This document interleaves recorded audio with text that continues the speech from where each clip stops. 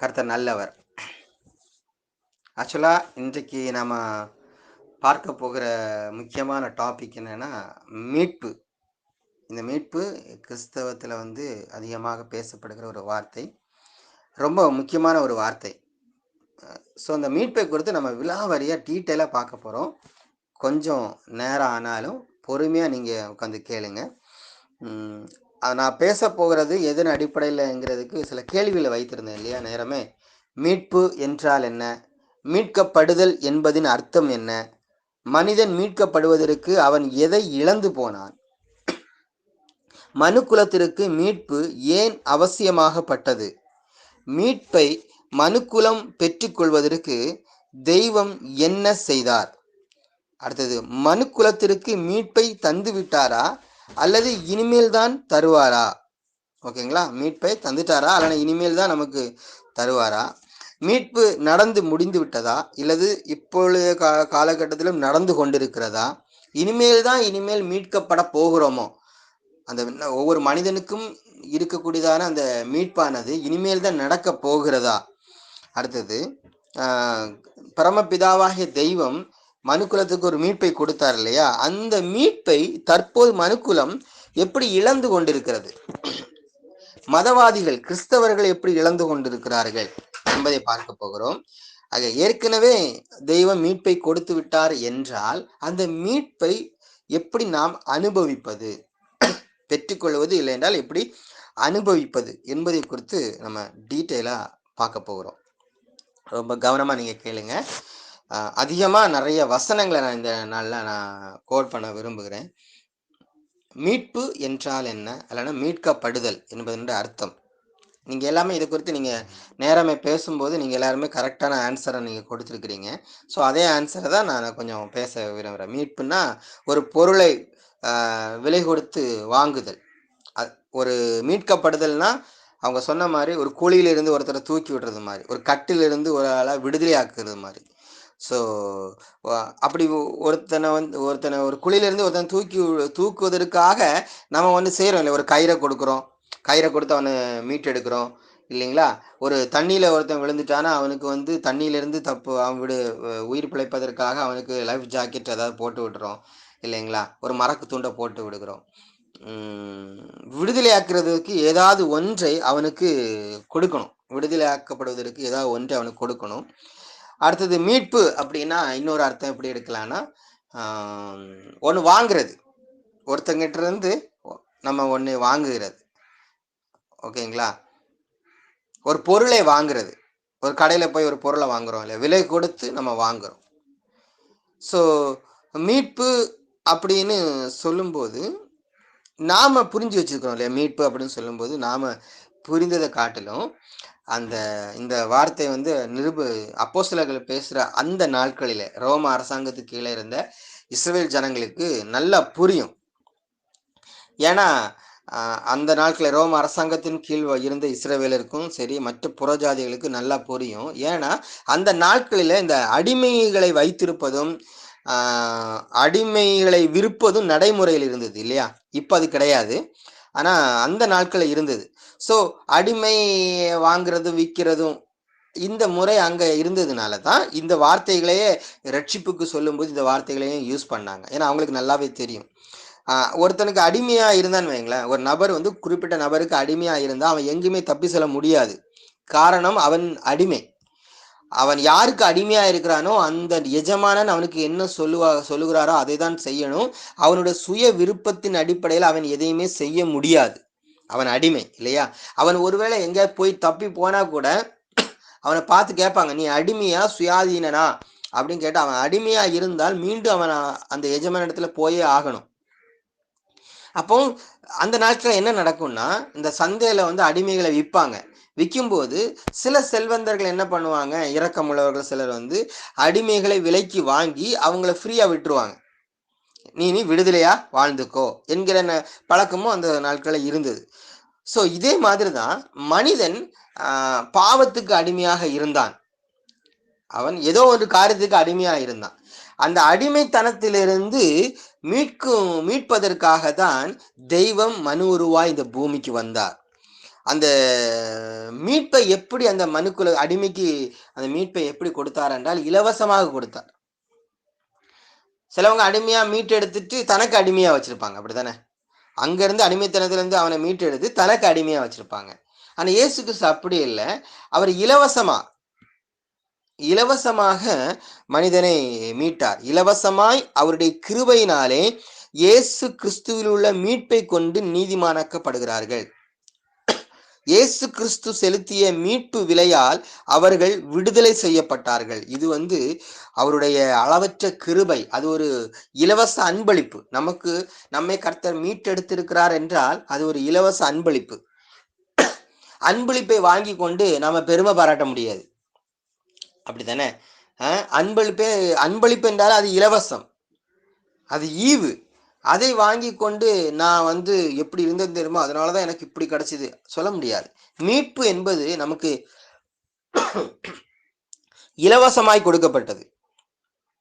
மத்தேயு 20:28 வாசிக்கிறோம், அப்படியே மனுஷகுமாரனும் ஊழியம் கொள்ளும்படி வராமல் ஊழியம் செய்யவும் அநேகரை மீட்கும் பொருளாக தம்முடைய ஜீவனை கொடுக்கவும் வந்தார். அதாவது பலருடைய உயிருக்கு ஈடாக தன்னுடைய உயிரை மீட்பு விலையாக கொடுப்பதற்காகவுமே அவர் வந்தார். ஒரு பொருளுக்கு ஈடா ஒரு சந்தையில போய் ஒரு பொருளை வாங்கும்போது பணத்தை கொடுத்து அதை வாங்குறோம். அதே மாதிரி மனிதனை மீட்பதற்காக ஒரு விலையை கொடுத்தார். அந்த விலை என்னவென்றால் அவருடைய இரத்தம். அவரையே விலையாக கொடுத்தார். தெய்வம் மனிதனை மீட்க வேண்டுமானால் அந்த மனிதன் கட்டப்பட்டிருந்தான். ஏற்கனவே அதை குறித்து அவங்க சொன்னாங்க. எப்படின்னா மீட்கெடுத்தல் அப்படின்னால என்ன அர்த்தம்? அவன் ஏற்கனவே ஒரு இடத்துல அடிமையாக இருக்கிறான், இல்லைன்னா கட்டப்பட்ட சூழ்நிலையில இருக்கிறான், ஏதோ ஒரு விடுதலை அவனுக்கு தேவை இருக்கிறது. மீட்பு அவனுக்கு தேவைப்படுகிற இடத்துல அவன் இருக்கிறான், அப்படித்தானே? மீட்பு தேவைப்படுகிற இடத்துல இருக்கிறதுனால தான் அவனுக்கு மீட்பு தேவை. மீட்பும் தேவை, மீட்பரும் தேவை, மீட்புக்குரிய பொருளும் தேவை. புரியுதா உங்களுக்கு நான் சொல்றது? மீட்கக்கூடிய நபரும் தேவை, மீட்கக்கூடிய பொருளும் அவனுக்கு தேவை. நமக்கு மீட்பரும் அவர்தான், மீட்கக்கூடிய பொருளும் அவர்தான். சூப்பர்ல. ஸோ நாம் ஒரு பொருளை மீட்டெடுக்கிறோம் அப்படின்னாலே என்ன அர்த்தம்னா அந்த பொருள் முன்னொரு காலத்துல நம்மளுடையதா இருந்திருக்க வேண்டும். ஆனா தற்போது நம்மளால அதை உரிமை பாராட்ட முடியாததா இருக்கும். என்னுடைய ஒரு பொருள் என்னுடையதா இருந்தது, ஆனா இப்பொழுது அது என்னுடையதல்ல, அது வேறொருக்கு உடையதா இருக்குது. நம்முடைய பத்திரம் இல்லையா, சொத்தை மீட்டு எடுத்துட்டேன், பத்திரத்தை மீட்டு எடுத்தேன், நகையை மீட்டு எடுத்துட்டேன். இந்த லாங்குவேஜ் உங்களுக்கு ஈஸியா புரியும் நினைக்கிறேன். நகையை மீட்டு எடுத்துட்டேன், என்னுடைய நகை தான், ஆனா இப்ப அடகுல வச்சிருக்கிறேன். அது இப்ப இன்னும் பேங்குக்காரனுடையது, என்னுடையதான், ஆனா அது பேங்குக்காரனுடையது. அதை நான் வாங்கணும்னா நான் காசை கொடுக்கணும். ஸோ அந்த என்னுடைய சொத்தை எனக்குரியதை நான் மீட்டெடுப்பதற்காக நான் செலவு பண்ணுகிறேன். அதே மாதிரிதான் மனுக்குலம் தெய்வத்துக்குரியதா இருந்தது இல்லையா? அதை அந்த தெய்வத்தினுடைய சம்பத்து, தெய்வத்தினுடைய சொத்து நாம். ஆனால் இப்பொழுது அந்த மனுக்குலம் வேற ஒன்றுக்கு அடிமையாக்கப்பட்டிருந்தது. அதனால மீட்பு அவசியமா இருந்தது. அதனாலதான் ஒரு இடத்துல வசனம் இருக்கும், நீங்கள் கிரயத்துக்கு கொல்லப்பட்டீர்களே. 1 கொரிந்தியர் 6:20, 1 கொரிந்தியர் 7:23, 2 பேதுரு 2:1, இந்த 3 வசனத்தை வாசிங்கன்னா எப்படி இருக்கும்னா, நீங்கள் கிரயத்துக்கு கொல்லப்பட்டீர்கள், நீங்கள் கிரயத்துக்கு கொல்லப்பட்டீர்கள், ஆகையால் மனுஷனுக்கு அடிமையாகாதிருங்கள். அப்படின்னு என்ன அர்த்தம்? கிரயத்துக்கு கொல்லப்பட்டீர்கள் என்றால் என்ன அர்த்தம்? விலைக்கு வாங்கப்பட்டீர்கள். நீங்கள் விலைக்கு வாங்கப்பட்டிருக்கிறீங்க. உங்களை விலை கொடுத்து மீட்டவர் இந்த சர்வலோகங்களையும் உண்டாக்கின தெய்வம், பரமபிதாவாகிய நம்முடைய தகப்பன் இந்த பூமியில மனு உருவாய் நமக்காக கல்வாரி சிலுவையில மரித்து விலை கொடுத்து நம்மளை வாங்கி இருக்கிறார். ஆகையால் நீங்கள் மனுஷருக்கு அடிமையாகாதிருங்கள். இப்போ நல்லா புரிஞ்சுக்கோங்க, மீட்கப்படுதல் என்பது குறித்த காரியத்தை பார்த்தோம். மனிதன் மீட்கப்படுவதற்கு அவன் எதை இழந்து போனான், அப்படித்தானே? மனிதனை கர்த்தர் மீட்கிறார், ஒரு இடத்துல இருந்து அவனை மீட்கிறார் என்றால் அவன் எந்த இடத்தில் இருந்தான், எதை அவன் இழந்து போனான் என்பதை நீங்க தெளிவா புரிஞ்சிருக்கணும். ஏன் அவனுக்கு மீட்பு அவசியமாகப்பட்டது? ஏன் மனுஷனை கர்த்தர் மீட்கணும்? அவனுடைய நிலைதான் என்ன? என்பதை குறித்து நீங்கள் சரியாய் புரிந்தால்தான் மீட்பினுடைய அந்த மகத்துவம், மீட்பினுடைய மேன்மை உங்களுக்கு புரியும். உங்களுக்கு அது நல்லா புரிஞ்சிருக்குன்னு நினைக்கிறேன். கிட்டத்தட்ட ஒரு 10-20 மெசேஜ் நான் கொடுத்துருக்கிறேன் இல்லையா? மனிதனுடைய ஸ்டாண்டர்டு என்னது, மனிதன் எப்படிப்பட்டவனாய் உண்டாக்கப்பட்டான், தேவனுடைய சிந்தையில் உண்டாக்கப்பட்டான், தேவனுடைய தேவ ஆவியினாலே எப்படி ஆவிக்குரிய மண்டலங்களில் சிருஷ்டிக்கப்பட்டான், அந்த உண்டாக்கப்பட்டு சிருஷ்டிக்கப்பட்ட அந்த மனிதன் இந்த பூமியில வாழ்வதற்காக அவனுக்கு சரீரம் எப்படி கொடுக்கப்பட்டது, சரீரத்தில் வாழ்ந்து கொண்டிருந்த அந்த ஆவிக்குரிய மனிதன் தேவனோடு பிதாவோடு இணைக்கப்பட்டு ஒரு ஜோயே ஜீவனில் அவன் வாழ்ந்து கொண்டிருந்தான். அவனுக்கு பரலோகம் பூலோகம் என்கிறதான வித்தியாசங்கள் கிடையாது. தேவனுடைய பிதாவாகிய தேவனுடைய இளைப்பாறுதலை அவன் மூழ்கி இருந்தான். முதல் மனிதனாகிய ஆதாமுடைய எண்ணமும் பிதாவினுடைய எண்ணமும் ஒன்றாக இருந்தது. சொல்லப்போனா பிதாவாகிய தெய்வத்தை குறித்து, கர்த்தரை குறித்து, யெகோவா என்று சொல்லுகிறோம் இல்லையா, இல்லை கர்த்தராகிய இயேசு கிறிஸ்து, கிறிஸ்து, இப்படி பல பெயர்கள் காலாகாலங்களில் சொல்லப்பட்டிருக்கிறது இல்லையா, அந்த தெய்வத்தை குறித்து சரியான ஒரு சிந்தையில இருந்தான். சரியான புரிதல் அவனுக்கு காணப்பட்டது. ஆதாம், முதல் மனிதனாகிய ஆதாம் ஏவாளும் பிதாவினால் உண்டாக்கப்பட்டார்கள். அப்படின்னா பிதாவினுடைய சத்தம் அவங்களுக்கு கேட்கப்பட்டது. அந்த சத்தத்தை கேட்டு அவருடைய சிந்தை ஒவ்வொரு நாளும் மறுரூபமாக்கப்பட்டு கொண்டே இருந்தது. பிதாவின் வார்த்தையை ஒவ்வொரு நாளும் கேட்டு கேட்டு பிதாவினுடைய சிந்தையாகவே அவன் வெளிப்பட்டான். பிதாவினுடைய விருப்பத்தை தன் விருப்பமாக கொண்டு இந்த பூமியில வாழ்ந்து கொண்டிருந்தான். புரியுதுங்களா? ஆதாம்கிட்ட கேட்டான், அவன் உனக்கு ஏதாவது விருப்பம் இருக்கான்னு கேட்டா கண்டிப்பா சொல்லியிருப்பான், எனக்கு இப்படிலாம் விருப்பம் இருக்குன்னு. ஆனா அந்த விருப்பம் யாருடைய விருப்பமா இருக்கும்? அவனுடைய அப்பாவுடைய விருப்பமா இருக்கும். அப்பாவுக்கு ஒரு விருப்பம், இவனுக்கு ஒரு விருப்பம் என்று கிடையாது. அப்பாவுடைய விருப்பமே தன்னுடைய விருப்பமாக அவன் செயல்படுத்தி கொண்டிருப்பான். அவன் தன்னுடைய விருப்பத்தை அவன் செயல்படுத்தும் பொழுது, நான் இப்ப அப்பாவுடைய விருப்பத்தை நிறைவேற்றுகிறேன் என்கிற சிந்தை கூட அவனுக்கு இல்லாமல், அது எப்படி நான் சொல்றேன்னா, நமக்கு ஒரு விருப்பம், அப்பாவுடைய விருப்பம் இருக்கும் பொழுதுதான் நமக்கு அப்படி ஒரு சிந்தை வரும். என்னது, நான் இப்ப என் விருப்பத்தை விட்டு அப்பாவுடைய விருப்பத்தை நிறைவேற்றுகிறேன் என்று. ஆனா என்னுடைய விருப்பமே இல்லை, எல்லாமே அப்பாவுடைய விருப்பம் வரும்போது அவன் அந்த அளவுக்கு தெய்வத்தின் சித்தத்தையும் விருப்பத்தையும் பூமியில நிறைவேற்றுகிறவனாக அவன் காணப்பட்டான். இந்த சூழ்நிலையில இருந்த ஆதாம் இப்போ வேறொரு சத்தத்துக்கு அவன் கீழ்ப்படுகிறான்.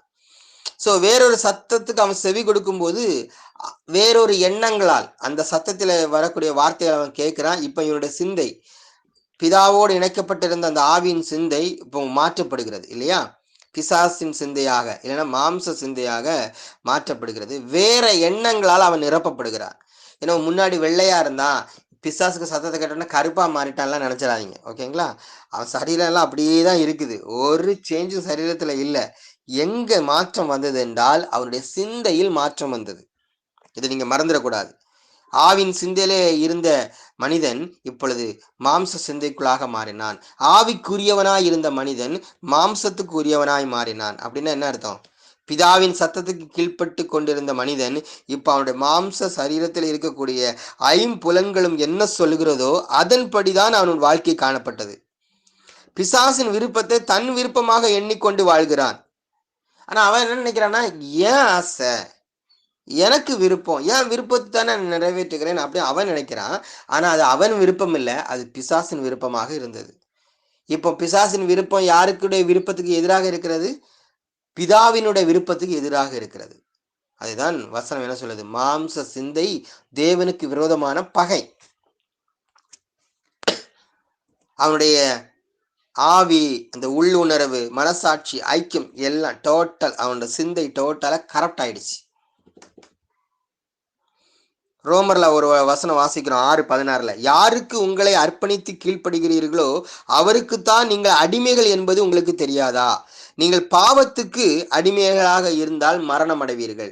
இப்போ ஆதாம் இப்போ யாருக்கு அடிமையா இருந்தான்? பிதாவுக்கு அடிமையா இருந்தான். அப்படின்னா பிதாவுக்கு செல்ல பிள்ளையாக இருந்தான். அடிமை என்கிற அர்த்தத்தை நீங்க பிதாவோடு ஒப்பிடும் பொழுது நீங்க தவறா புரிஞ்சுக்க கூடாது. சுயாதீனத்தின் அடிப்படையில, சுய சித்தத்தின் அடிப்படையில ஆதாம் பிதாவுக்கு அடிமையா இருந்தான். ஆனா பிசாசுக்கு அடிமையான பிற்பாடு அவன் முழுக்க முழுக்க பிசாசுடைய கண்ட்ரோலே மாறிட்டான். அவனுடைய சுய விருப்பத்தை கூட நிறைவேற்ற முடியாது. பாருங்களேன், ஒரு நிர்பந்தமான நிலை. நாளுக்கு நாள் அவன் பாவத்தின் அடிமைத்தனத்திற்குள்ளாக அவன் இழுத்து செல்லப்பட்டான். பாவத்தின் வல்லமை அதிகமாய் அவனை ஆளுகை செய்தது. அப்படின்னா பாவம் என்று சொல்லும்போது நீங்க மனசுல நினைச்சுக்கோங்க, நாளுக்கு நாள் அவன் மாம்ச எண்ணங்களால், மாம்ச சிந்தையால் நிரப்பப்பட்டு கொண்டே இருந்தான். சோ அவனை முழுக்க முழுக்க மாம்ச எண்ணம் தான் ஆளுகை செய்து கொண்டே இருந்தது. நான் பேசும்போது உங்களை நீங்க ஆராய்ந்து பார்த்துக்கோங்க. நீங்கள் எந்த எண்ணங்களால் நிரப்பப்பட்டு கொண்டிருக்கிறீங்க, எந்த எண்ணம் உங்களை ஆளுகை செய்து உங்களை கொண்டு போகிறது என்பதை நீங்க புரிந்து கொள்ளுங்க. நீங்க இதை ரோமர் 6, 7, 8 இந்த அதிகாரத்தை படிச்சீங்கன்னா உங்களுக்கு தெரியும். ரோமர் 5, 6, 7ல, ரோமர் 5, 6, 7ல தெளிவா அந்த அடிமைத்தனத்தை குறித்து சொல்லப்பட்டிருக்கும். பாவத்துக்கு மனிதன் அடிமையாயிருந்தான் இல்லையா? மாம்ச பலவீனங்களுக்கு அடிமையாயிருந்தான். அதனால அவனுடைய அவயவங்கள் அசுத்தத்திற்கும் அக்கிரமத்துக்கும் அடிமையாக ஒப்பு கொடுக்கப்பட்டது. ஸோ நீதியின் செயல்கள் அவனால செய்ய முடியவில்லை. பாவத்துக்கு அடிமையா இருந்ததுனால நீதிக்கு அவன் நீங்கினவனாய் காணப்பட்டான். பயம், திகில் எல்லாமே வருது. இதான் மனிதனுடைய நிலை. ஸோ பாவத்துக்கு அடிமையாக்கப்பட்ட மனிதன் கொஞ்ச காலகட்டம் வரும்போது அந்த பாவத்திலிருந்து விடுதலை ஆவதற்கு சில முயற்சிகள் செய்யறான். பார்த்தீங்களா? அங்கதான் என்ன வருது? மதங்கள் வருகிறது இல்லையா? சுய முயற்சி, அப்படித்தானே? சுய முயற்சி தான் மதம். பாவத்துக்கு அடிமையாக்கப்பட்ட மனிதன் இப்பொழுது எதற்கு அடிமையாக்கப்பட்டிருக்கிறான் என்றால் நியாய பிரமாணத்திற்கு அடிமையாக்கப்பட்டிருக்கிறான். கலாத்தியர் 2ஆம் அதிகாரம் 4ஆம் வசனம், கிறிஸ்து இயேசுக்குள் நமக்கு உண்டான சுயாதீனத்தை உளவு பார்த்து நம்மை நியாய பிரமாணத்திற்கு அடிமைகளாக்கும் பொருட்டு. இது சிலுவைக்கு பிற்பாடு எழுதப்பட்ட வசனம். அப்பொழுது நியாயப்பிரமாணத்துக்குல இருந்து விடுதலையாக்கப்பட்டாங்க. அப்ப நேரம் எப்படி இருந்தாங்க? நியாயப்பிரமாணத்துக்கு அடிமையா இருந்தாங்க. ஸோ நியாயப்பிரமாணத்துக்கு அடிமையா இருந்தா அது நல்லது தானே பிரதர்? நியாயப்பிரமாணம் தேவனுடைய வார்த்தை தானே. நியாயப்பிரமாணம் என்பது ஆவிக்குரியது தானே. நியாயப்பிரமாணம் கர்த்தர் தானே கொடுத்தாரு. அது எப்படி இவனை அடிமைப்படுத்தினா மோசமான இடத்தை கொண்டு போகும்? கண்டிப்பா உண்மைதான். எப்படி ஒரு கத்தி பயன்படுத்துறவனை பொறுத்து அந்த கத்தினுடைய தன்மை மாறுது இல்லையா? ஒரு வீட்டில் கோபக்கார கணவன் கையில் இருந்தானா கத்தி வேற மாதிரி செயல்படும். அது நல்ல சமையல் பண்ணக்கூடிய மனைவி கையில் இருந்தானா நல்ல சமையல் கிடைக்கும், காய்கறிகளை வெட்டிட்டு நல்ல சாப்பாடு கிடைக்கும். சின்ன குழந்தை கையில் போச்சுன்னா தன் சரீரத்தை அது காயப்படுத்திடும் இல்லையா? கத்தி மோசமா? கத்தி மோசம் இல்லை, ஆனால் வச்சிருந்தவங்களுடைய சிந்தை வெவ்வேறு விதமா இருக்குது. அதே மாதிரி நியாயப்பிரமாணம் மோசம் கிடையாது. ஆனா நியாயப்பிரமாணத்தை யார் பெற்றுக்கொண்டார்களோ பெற்றுக்கொண்ட அந்த மனிதன் பாவத்துக்கு அடிமையாக இருந்தான்.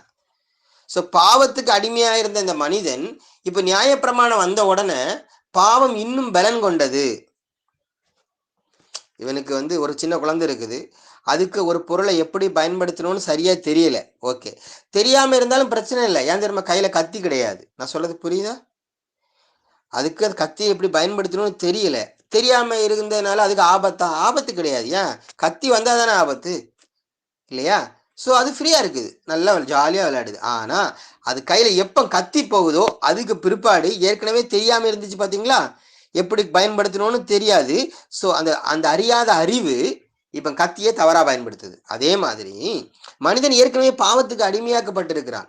பாவத்துக்கு அடிமையாக்கப்பட்ட மனிதன் கையில நியாயப்பிரமாணம் போன உடனே அந்த நியாயப்பிரமாணமே அவனை மீண்டும் அடிமைப்படுத்தினது. ஸோ தெய்வம் என்ன பண்ணார்னா நியாயப்பிரமாணத்துக்கு அடிமையா இருந்தவனை கூட மீட்கும்படியாக அவர் வந்தார். அதான் மேட்டர்.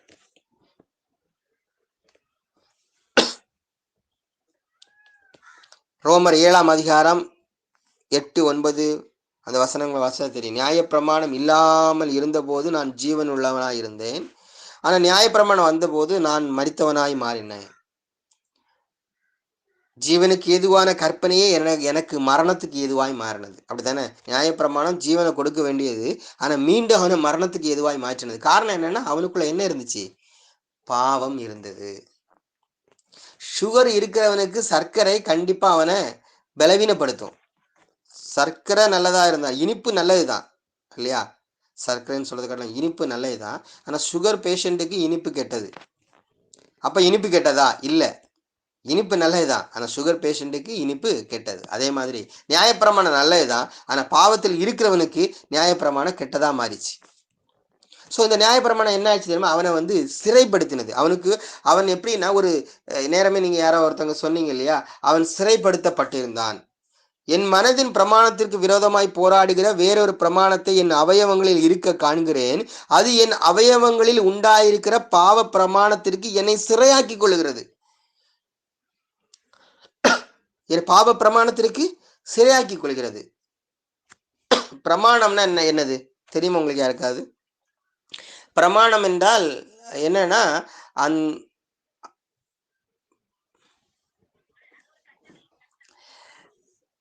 கட்டளை சட்டம். எப்படின்னா இப்போ புயிர்ப்பு விசை அது ஒரு பிரமாணம். அந்த புயிர்ப்பு விசையின் கீழே நம்ம இருந்து கொண்டு ஒரு பொருளை மேலே தூக்கி போட்டால் அது கீழே தான் வரும். இது ஒரு பிரமாணம். ஓகேங்களா? அதில் நம்ம ஜெபம் பண்ணுறதுனாலையோ ஆராதிக்கிறதுனாலையோ நல்லவனா இருக்கிறதுனால கெட்டவனா இருக்கிறதுனால அந்த பொருள் வராது. புயிர்ப்பு விசை கீழே இருந்தால் அந்த பொருள் கீழே வரும் இல்லையா? அதே மாதிரி அதுதான் பிரமாணம். அதே மாதிரி பாவம் என்பது ஒரு பிரமாணம். பாருங்களேன், பாவம் என்பது பிரமாணம். அந்த நீ மாம்ச சிந்தைக்குள்ளாய் போகும் பொழுது பலவீனப்படுவாய். நீ மாம்ச சிந்தைக்குள்ளாய் போகும் பொழுது நீ குற்ற மனசாட்சிக்குள்ள போவாய். நீ மாம்ச சிந்தைக்குள்ளாக நீ போகும் பொழுது கவலைகள் வரும், அங்கலாய்ப்பு வரும், பதட்டம் வரும். அது ஒரு பிரமாணம். ஆனா நம்ம என்ன நினைக்கிறோம்? தவறான சிந்தை வந்த உடனே ஒரு கவலை வருது, ஒரு பயம் வருது. அப்ப என்ன நினைக்கிறோம்? ஐயோ நம்ம தப்பு பண்ணிட்டோம், அதனாலதான் கவலையை கத்தரே அனுப்பிட்டாரு, பயத்தை கத்தரே அனுப்பிட்டாரு, கத்தர் நம்மளை சோதிக்கிறார் பிரதர், தண்டிக்கிறார் பிரதர் அப்படின்னு இல்லைங்க. அது ஒரு பிரமாணம், பாவ பிரமாணம். இப்ப பாவ பிரமாணத்துக்கு இப்ப ஹெல்ப் கொடுக்கறது யாருன்னா நியாய பிரமாணம். ஓகேங்களா? பாவம் என்பது ஒரு பிரமாணம். அந்த பாவம் என்கிற பிரமாணத்துக்கு உதவியா இருப்பது யார் என்றால் நியாய பிரமாணம். பாவ பிரமாணம் நியாய பிரமாணம் சேர்ந்து நம்மளை வச்சு செஞ்சுது, சிறையாக்கி கொள்ளுகிறது. உலக காரியங்கள், உலக வழிபாடுகள், தத்துவங்கள், பாரம்பரியங்கள், மத வழிபாடுகள், சடங்காசாரங்கள், மனிதனுடைய கட்டளைகள், தவறான போதனைகள், இவைகளுக்கெல்லாம் மனிதன் அடிமையாகப்பட்டான். நல்லா புரிஞ்சுக்கோங்க. கலத்தை 4ஆம் அதிகாரம் 3ஆம் வசனம் இருக்கிறது. அப்படியே நாமும் சிறு பிள்ளைகளாய் இருந்த காலத்தில், தெய்வத்தை குறித்த சரியான அறிவில்லாமல் இருந்த காலத்தில் இவ்வுலகத்தின் வழிபாடுகளுக்கு அடிமைப்பட்டவர்களாய் இருந்தோம். லௌகிக ஞானத்தினாலும் மாயமான தந்திரத்தினாலும் ஒருவனும் உங்களை கொள்ளை கொண்டு போகாதபடி எச்சரிக்கையாயிருங்கள். மனுஷர்களின் பாரம்பரிய நியாயத்தையும் உலக வழிபாடுகளையும் இதெல்லாம் ஒரு மனுஷனை அடிமைப்படுத்துகிறது.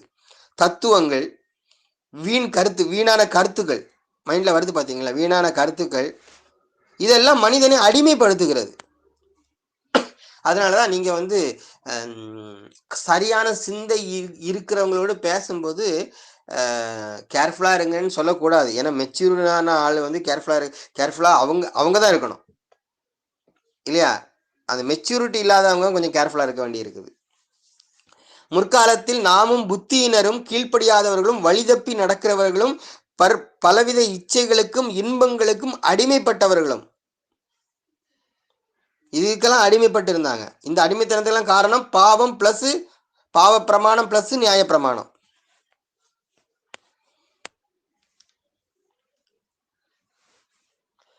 வீண் வார்த்தைகள், மாம்ச இச்சைகளினால் உண்டான காம விகாரங்கள், வஞ்சகங்கள், இவைகள் எல்லாம் மனிதனை கேட்டுக்கு அடிமையாய் மாற்றினது. 2 பேரு 2:18-19 வாசிக்கிறோம். கேட்டுக்கு அடிமையாய் இருந்தார்கள். எல்லாவற்றுக்கும் மேல மனிதன் எதற்கு அடிமையாய் மாறினான் என்றால் மரணத்துக்கு அடிமையாய் மாறினான். ஜீவக்கெல்லாமெல்லாம் காலமெல்லாம் மரணத்துக்கு அடிமையாய் மாறினான். மரண பயம். பாஸ்டர் ஜெபம் பண்ணுங்க, என்ன லேசா இருமல் வந்த மாதிரி இருக்குது. சோ மரண பயம். போகும் பொழுது, வாகனத்தில் செல்லும் பொழுது, ஆண்டவரே என்னை பாதுகாத்து கொள்ளுங்க. ஏன்? மரண பயம். அந்த பயம் இருக்கிறதுனால தான் இந்த விதமான விண்ணப்பங்கள் எல்லாம் வருகிறது. சோ இப்படிப்பட்ட சூழ்நிலையில தான் மனிதன் தள்ளப்பட்டான். அவனுடைய நிலை அதல்ல. ஆனால் அவன் பாவத்துக்கு பிற்பாடு அவனுடைய நிலைமைகள் மாறினது. அவன் விடுதலை இல்லாமல் காணப்பட்டான்.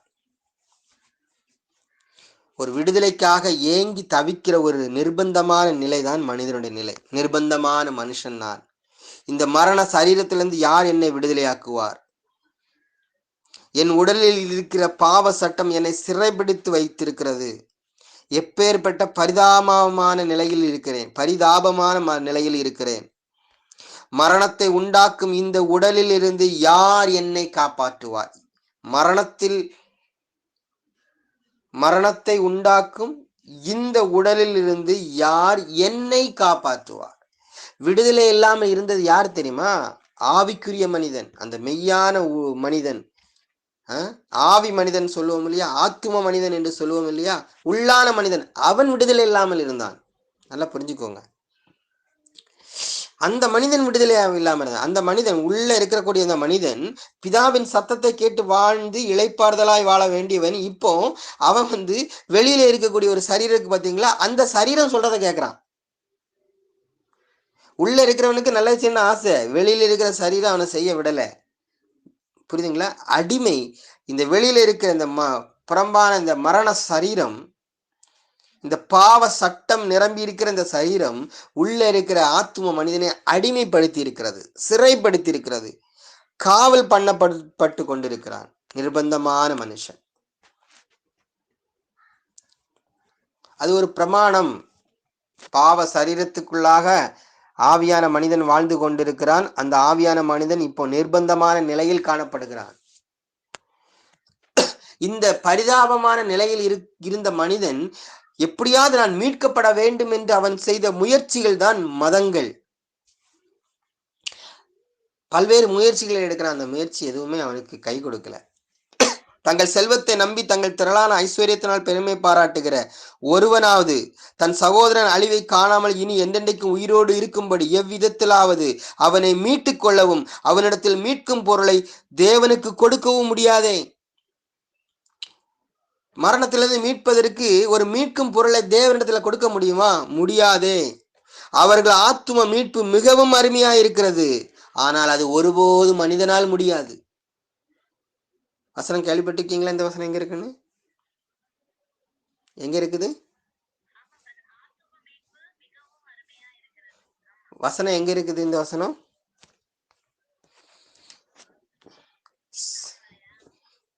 சங்கீதத்துல இருக்குது. சங்கீதம் 49 6 7 8 9 வாசிக்கிறோம். சோ மீட்புக்காக மனிதன் முயற்சி செய்கிறான். சோ அவனுக்குள்ள இருக்கிற பாவம் அவனை ஆட்கொள்ளும் போது, நல்லா புரிஞ்சுக்கோங்க, லிசன், என்ன கவனிங்க. அவன் பாவம் வருவதற்கு முன்பதாக தேவனோடு இருக்கிறான். சோ தேவ அறிவு தான் அவனுக்கு இருக்குது. ஆவியின் அறிவுன்னு சொல்லலாம் உங்களுக்கு புரியறதுக்காக. தேவனுடைய அறிவு, அதனால ஆவியின் அறிவு தான் அவனுக்கு இருக்குது. இப்ப என்ன ஆயிடுச்சுன்னா, அந்த ஆவியின் அறிவு இல்லைன்னா தேவ அறிவு கன்வெர்ட் ஆகுது. வீடியோல பார்க்கக்கூடிய பாட்டை இப்போ MP3ல கேட்குறோம் பாருங்க, ஒரே பாட்டு ஒரே மியூசிக் தான், அது கன்வெர்ட் பண்றோம் பார்த்தீங்களா? அதே மாதிரி தேவ அறிவு, ஆவியின் அறிவு இப்போ வேற அறிவா மாறுது. பிசாசின் அறிவாக, மாம்ச அறிவாக மாறுகிறது. இப்ப மாம்ச அறிவுல செயல்பட ஆரம்பிக்கிறான். அப்படித்தானே? மாம்ச அறிவுல செயல்பட ஆரம்பிக்கும் பொழுது அவன் மனசாட்சி அவனுக்கு வேற விதமா செயல்படுது. மாம்ச அறிவு கொடுக்கக்கூடிய காரியத்தை வேற விதமா மனசாட்சி சொல்லுது. ஸோ அந்த மாம்ச அறிவுல தான் அவன் யோசிக்கிறான். அதற்காக ரட்சிப்புக்காக, மீட்புக்காக அவன் பலவிதமான அறிவுபூர்வமான காரியங்களை அவன் செஞ்சு பார்க்குறான். ஆனால் ஒரு கட்டத்தில் வரும் பொழுது அந்த மாம்ச அறிவை நீங்கள் எப்படி எடுக்கலாம்னா, உலக ஞானம் என்று எடுக்கலாம். ஓகேங்களா? உலக ஞானம். இந்த உலக ஞானங்கள்லாம் சேர்ந்து என்ன சொல்லுது? கடைசியில் அவனுக்கு மீட்பு அவனுக்கு கிடைக்கல. அந்த மெய்யான அந்த காரியத்தை அவனால் புரிந்து கொள்ள முடியல, உணர முடியல. கடைசியில் அந்த உலக ஞானம், அந்த மாம்ச அறிவு சொல்லுகிறது, கடவுள் எல்லாம் பொய்ப்பா, அதெல்லாம் சும்மா பயமுறுத்துறாங்க. கடவுள்னு ஒருத்தர் இருந்தா, இப்போ சமீபத்தில் நான் அந்த லிங்கை நான் உங்களுக்கு பிறகு ஷேர் பண்ணுறேன். ஒரு 2 பேர், ரொம்ப 2 பேர் ஜேர்னலிஸ்ட். அவங்க கடவுளை குறித்து சில ஆர்கியூமெண்ட் பண்ணாங்க. ஒரு விவாதம் மாதிரி ஒரு 2 மணி நேரம் போகும். அவர்களுடைய, நான் ஃபுல்லாக கேட்கல, ஒரு 2 நிமிஷம் கேட்டேன். அவங்களுடைய புரிதல் எப்படி இருக்குன்னா, அதிகமாய் பாலியல் தொடர்பான பிரச்சனைகள், சமீபத்தில் ஸ்கூலில் நடந்துச்சு இல்லையா? அதேமாதிரி பாலியல் தொடர்பான பிரச்சனைகள் பள்ளிக்கூடங்களிலும் சர்ச்சிலையும் மசூதிலையும் கோயிலில் தான் நடக்குது.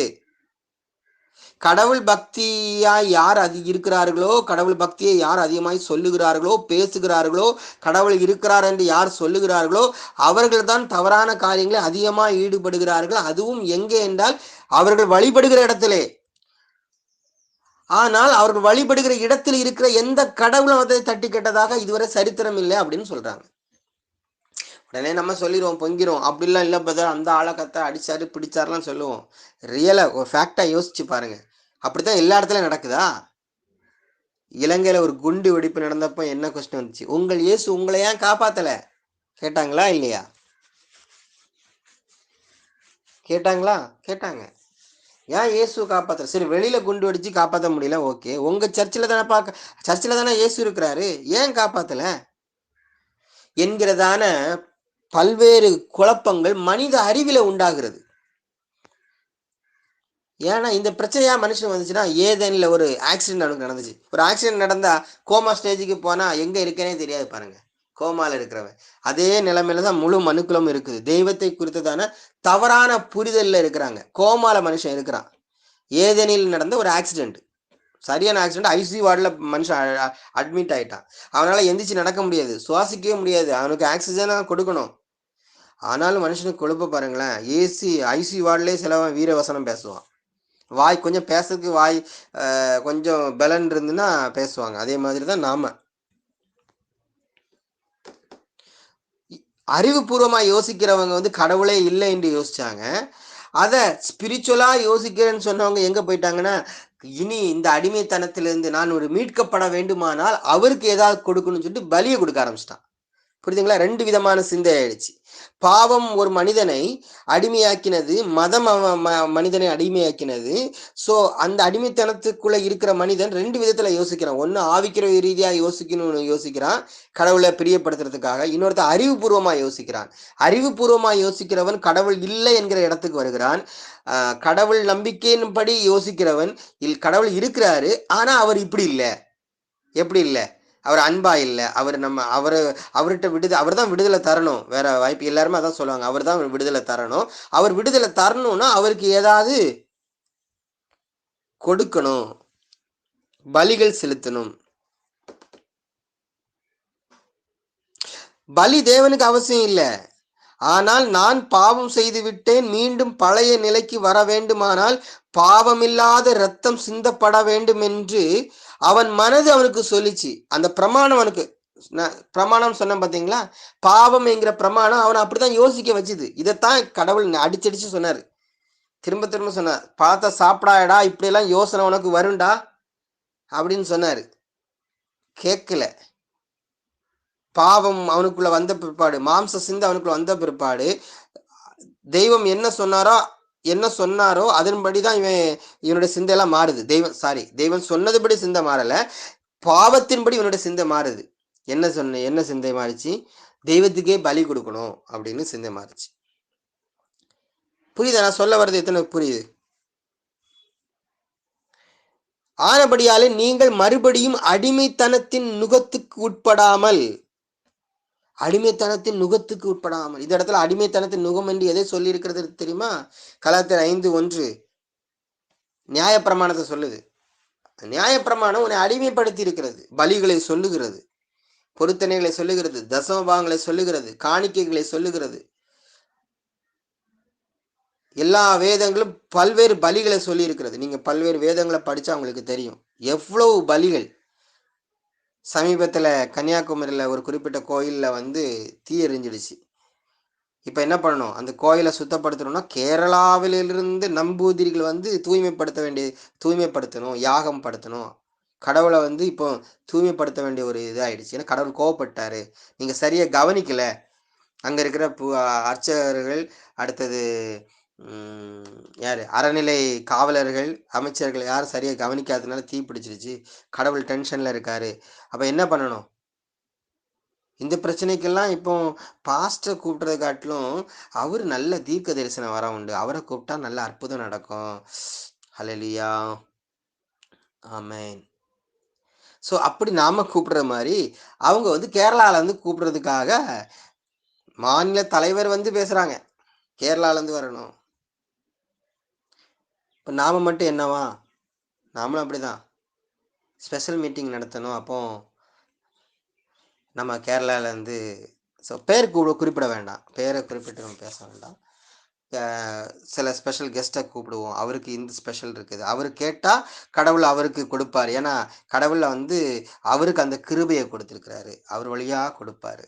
இவரை கூப்பிடுவோம். நாம் எவ்வளவு ஏன் இந்த இந்த தாட்ஸ் எல்லாம் எப்படி வருதுன்னு நினைக்கிறீங்க? கொஞ்சம் சொல்லுங்கள். இதெல்லாம் தவறான எண்ணம், தெய்வத்தை குறித்ததான தவறான எண்ணங்கள். ஸோ இந்த இப்படிதான் மனிதர்கள் இருக்கிறார்கள். இப்படிப்பட்ட மனிதர்களுக்கு மீட்பின் நற்செய்தி அறிவிக்கப்படுகிறது. எப்படி அறிவிக்கப்படுது தெரியுமா? இவர்கள் இஸ்ரவேலர்கள் எகிப்து தேசத்திலிருந்து விடுதலையாக்கப்படும் பொழுதே அவர்களுக்கு ஒரு மீட்பின் செய்தி அறிவிக்கப்பட்டது. அதற்கு முன்பதாகவே ஏதேனிலே ஒரு மீட்பின் செய்தி அவங்களுக்கு கொடுக்கப்பட்டிருக்கிறது. என்னென்றால், மனிதா, நீ உன் பாவத்துக்கு அடிமையா இருக்கிற, பாவத்திற்கும் மத எண்ணங்களுக்கும் உலக வழிபாடுகளுக்கும் நீ அடிமையாக்கப்பட்டு சின்ன பின்னமாக்கப்பட்டு நிர்பந்தமான நிலையில் நீ இருக்கும் பொழுது உனக்காக நானே வந்து, ஏன் உனக்காக நான் வர வேண்டி இருக்கிறது? நீ நிர்பந்தமான நிலையில் இருந்து நீ பல்வேறு விதமான முயற்சிகளை எடுத்து கொண்டிருப்பாய், பல்வேறு பலிகளை செலுத்தி கொண்டிருப்பாய். நீ என்ன நினைக்கிறாய் என்றால், பலிகளை செலுத்தி இரத்தத்தை எனக்கு காண்பித்து அந்த இரத்தத்தினால் என்னை சாந்தப்படுத்தினால் தான் நான் சாந்தமடைவேன், நான் உன்னை நேசிப்பேன் என்கிற ஒரு எண்ணத்திற்குள்ளாக நீ செல்லுவாய். நீ நன்றாக ஒன்றை புரிந்து கொள், அப்படிப்பட்ட எண்ணத்திற்குள்ளாக சென்று நீ பலிகளை செலுத்தினாலும் உன் மனசாட்சி உன்னை குற்றப்படுத்தும், நீ அடிமைத்தனத்துக்குள்ளாக தான் இருப்பாய். அப்படி அடிமைத்தனத்தில் இருக்கக்கூடிய உன்னை விடுதலையாக்குவதற்காக நானே இந்த பூமியில வருகிறேன். அதற்கு அடையாளமா ஒரு ஆடை அடிச்சு அந்த தோலை எடுத்து அவனுக்கு உடுத்துகிறார் ஏதேன் தோட்டத்துல. அங்கே தொடங்கிட்டார் மீட்பின் செய்தி, அங்கே தொடங்கிட்டு. சூப்பர்ல. இதை விட சொல்லட்டா மீட்பின் செய்தி? இவனை மனிதனை தேவசாய் நமது சாயலாகவும் நமது ரூபத்தின்படி உண்டாக்குவோம் ஆக என்று அவர் சிந்தையில் யோசிக்கும் போதே, இந்த பூமியும் உலகமும் நட்சத்திரமும் இந்த வானங்கள் எல்லாம் உண்டாக்கப்படுவதற்கு முன்பதாகவே சிந்தையில் அவர் யோசிக்கும் பொழுதே, மனிதனை யோசிக்கும் பொழுதே, உன்னை யோசிக்கும் பொழுதே உனக்குரிய மீட்பின் செயலையும் அவர் திட்டம் தீட்டு விட்டார். சூப்பர்ல. எவ்வளவு பேர் நல்ல தெய்வம். என் பிள்ளைய நான் வந்து உருவாக்க போறேன், உருவாக்கும் போது என் பிள்ளை இப்படிலாம் தவறுல போய் விழுந்து சின்ன பின்னமாக்கப்பட போறான், அவனுக்காக ஒரு மீட்பை நான் ரெடி பண்ணி வைக்கிறேன் அப்படின்னு வச்சார். கொஞ்சம் யோசிங்க, அவர் பாவத்தை எப்படி பார்க்கிறாரு பாருங்களேன். அவர் பாவத்தெல்லாம் பெருசா பார்க்கலைங்க, நீங்க பாவமா இருக்கிறதாங்க அவர் பார்க்காரு. அதையே நம்ம யோசிக்க மாட்டேங்கிறோம். மீட்பின் செய்தி அப்பமே தொடங்கிட்டு அதை இஸ்ரேல் ஜனங்களுக்கு காமிக்கிறாரு. எகிப்து தேசத்திலிருந்து அவங்க விடுதலையாக்கப்பட்டு வரும் பொழுது எவருடைய வீடின் நிலைக்கால்களில் ரத்தம் தெளிக்கப்பட்டு இருக்கிறதோ அவர்களுக்கு சங்கார தூதன் வரமாட்டான். ரத்தம் தெளிக்கப்பட்டவர்கள் வீட்டில் இருக்கக்கூடியவங்க மட்டும்தான் மீட்கப்படுவார்கள், மரணத்திலிருந்து மீட்கப்படுவார்கள். நல்லா புரிஞ்சுக்கோங்க. அந்த ரத்தம் தெளிக்கப்பட்ட வீடு எது என்றுதான் சங்கார தூதன் பார்த்தான். அது இஸ்ரவேலன் இருக்கக்கூடிய வீடா எகிப்தியன் இருக்கக்கூடிய வீடா என்று பார்க்கல. அந்த வசனத்தை படிச்சவங்களுக்கு தெரியும். ஒருவேளை இவர்கள் செய்கிற செயல்களை பார்த்து ஏதோ ஒரு எகிப்தியன் வந்து அவன் வீட்டிலையும் ஒரு ரத்தத்தை ஆட்டுக்குட்டிய கொன்று அந்த ரத்தத்தை பூசியிருந்தால் அவனும் விடுதலையாக்கப்பட்டிருப்பான். சங்கார தூதனுடைய பார்வையில எகிப்தியனா இஸ்ரவேலரா என்று பார்க்கல, ரத்தம் என்னுடைய வாசலில் பூசப்பட்டிருக்கிறது. அவர்களுக்கு நற்செய்தி அப்பவும் சொல்லப்பட்டிருந்தது, இரத்தம் எவனுடைய வீட்டில் பூசப்பட்டிருந்ததோ அவன் மீட்கப்படுவான். எனக்கு ஒரு மீட்பு வேண்டும் என்கிற எண்ணமும் மனிதனுக்கு காணப்பட்டது. என் மீட்பர் உயிரோடு இருக்கிறார், அவர் அவனுக்கு இறங்கி அவர் படுகொலியில் இறங்காதபடிக்கு நீர் அவனை ரட்சியும், மீட்கும் பொருளை நான் கண்டுபிடித்தேன். தெரியுது ஒரு மீட்பு உண்டு, ஒரு மீட்பர் உண்டுன்னு. ஆனா என்ன மீட்பு உண்டு, எங்க இருந்து மீட்பு வரும், யார் மீட்பர் தெரியாது.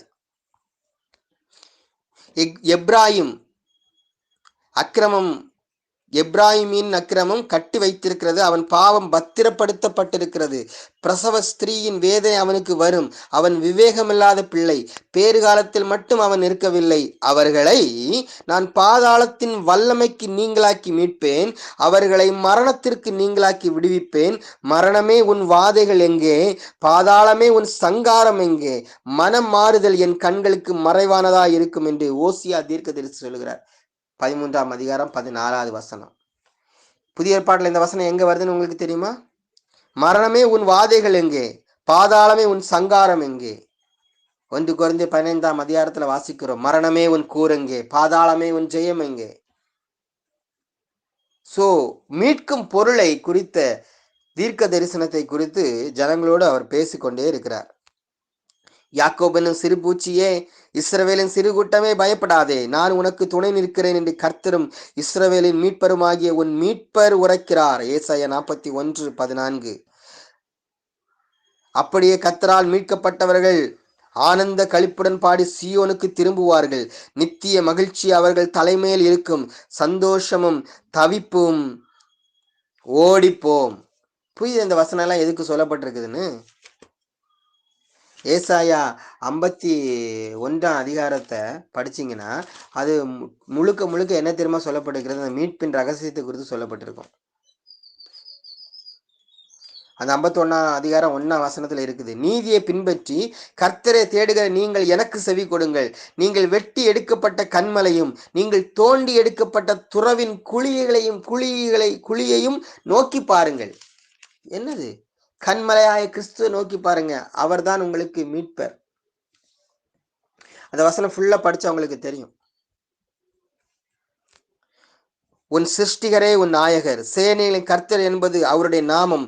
இஸ்ரவேலின் பரிசுத்தர் உன் மீட்பர், அவர் சர்வ பூமியின் தேவன் எனப்படுவார். ஏசாயா 54:5. ஏசாயா 63 4ஆம் வசனம் வாசிக்கிறோம். என்ன தெரியுமா? நீதியை சரிகட்டும் நாள் என் மனதில் இருக்கிறது, என்னுடையவர்களை மீட்கும் வருஷம் வந்தது. நான் ஒரு நீதியை சரிகட்ட போறேன். நாம நீதின்னு சொல்லும்போது நம்ம மைண்ட் வேற மாதிரி யோசிக்க இல்லையா? நீதி செய்வார் பிரதர், எனக்கு நீதி செய்வார். அவர் அப்படி சொல்ல, அவர் நீதின்னு சொல்லும்போது அவருடைய சிந்தையில் இருந்தது இந்த முழு மனுக்குலமும் இந்த அடிமைத்தனத்துக்குள்ளாக போனது இல்லையா? அந்த முழு மனுக்குலத்தையும் மறுபடியும் நான் பழைய நிலைமைக்கு நேராய் கொண்டு வர போகிறேன். அதுதான் அவனுக்கு செய்யக்கூடிய நீதி. அந்த நீதியை சரிகட்டும் நாள் கல்வாரியில இருக்க போகிறது இல்லையா? அந்த நாள் என் மனதில் இருக்கிறது. என்னுடையவர்களை மீட்கும் வருஷம் வந்தது. என்னுடையவர்கள் எல்லாரும் அல்ல, என்னுடையவர்களை நான் மீட்பதற்காக ஒரு நாளை முன்குறித்து வைத்திருக்கிறேன். அது கல்வாரியின் நாள். அந்த மனிதனுக்கு கொடுக்க வேண்டிய நீதி அந்த நாள் வெளிப்பட போகிறது.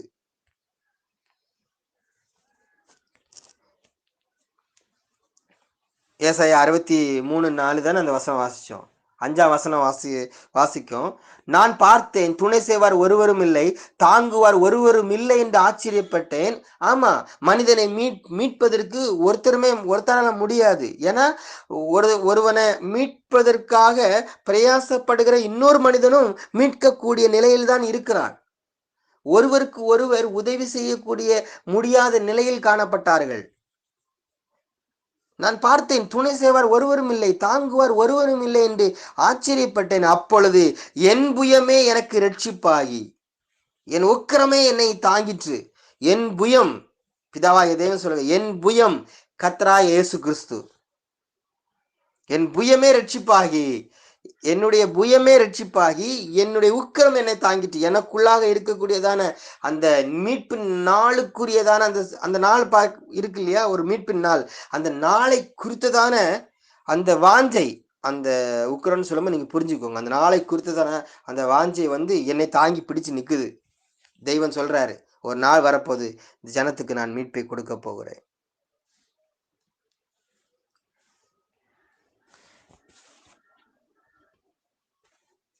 இந்த மீட்பை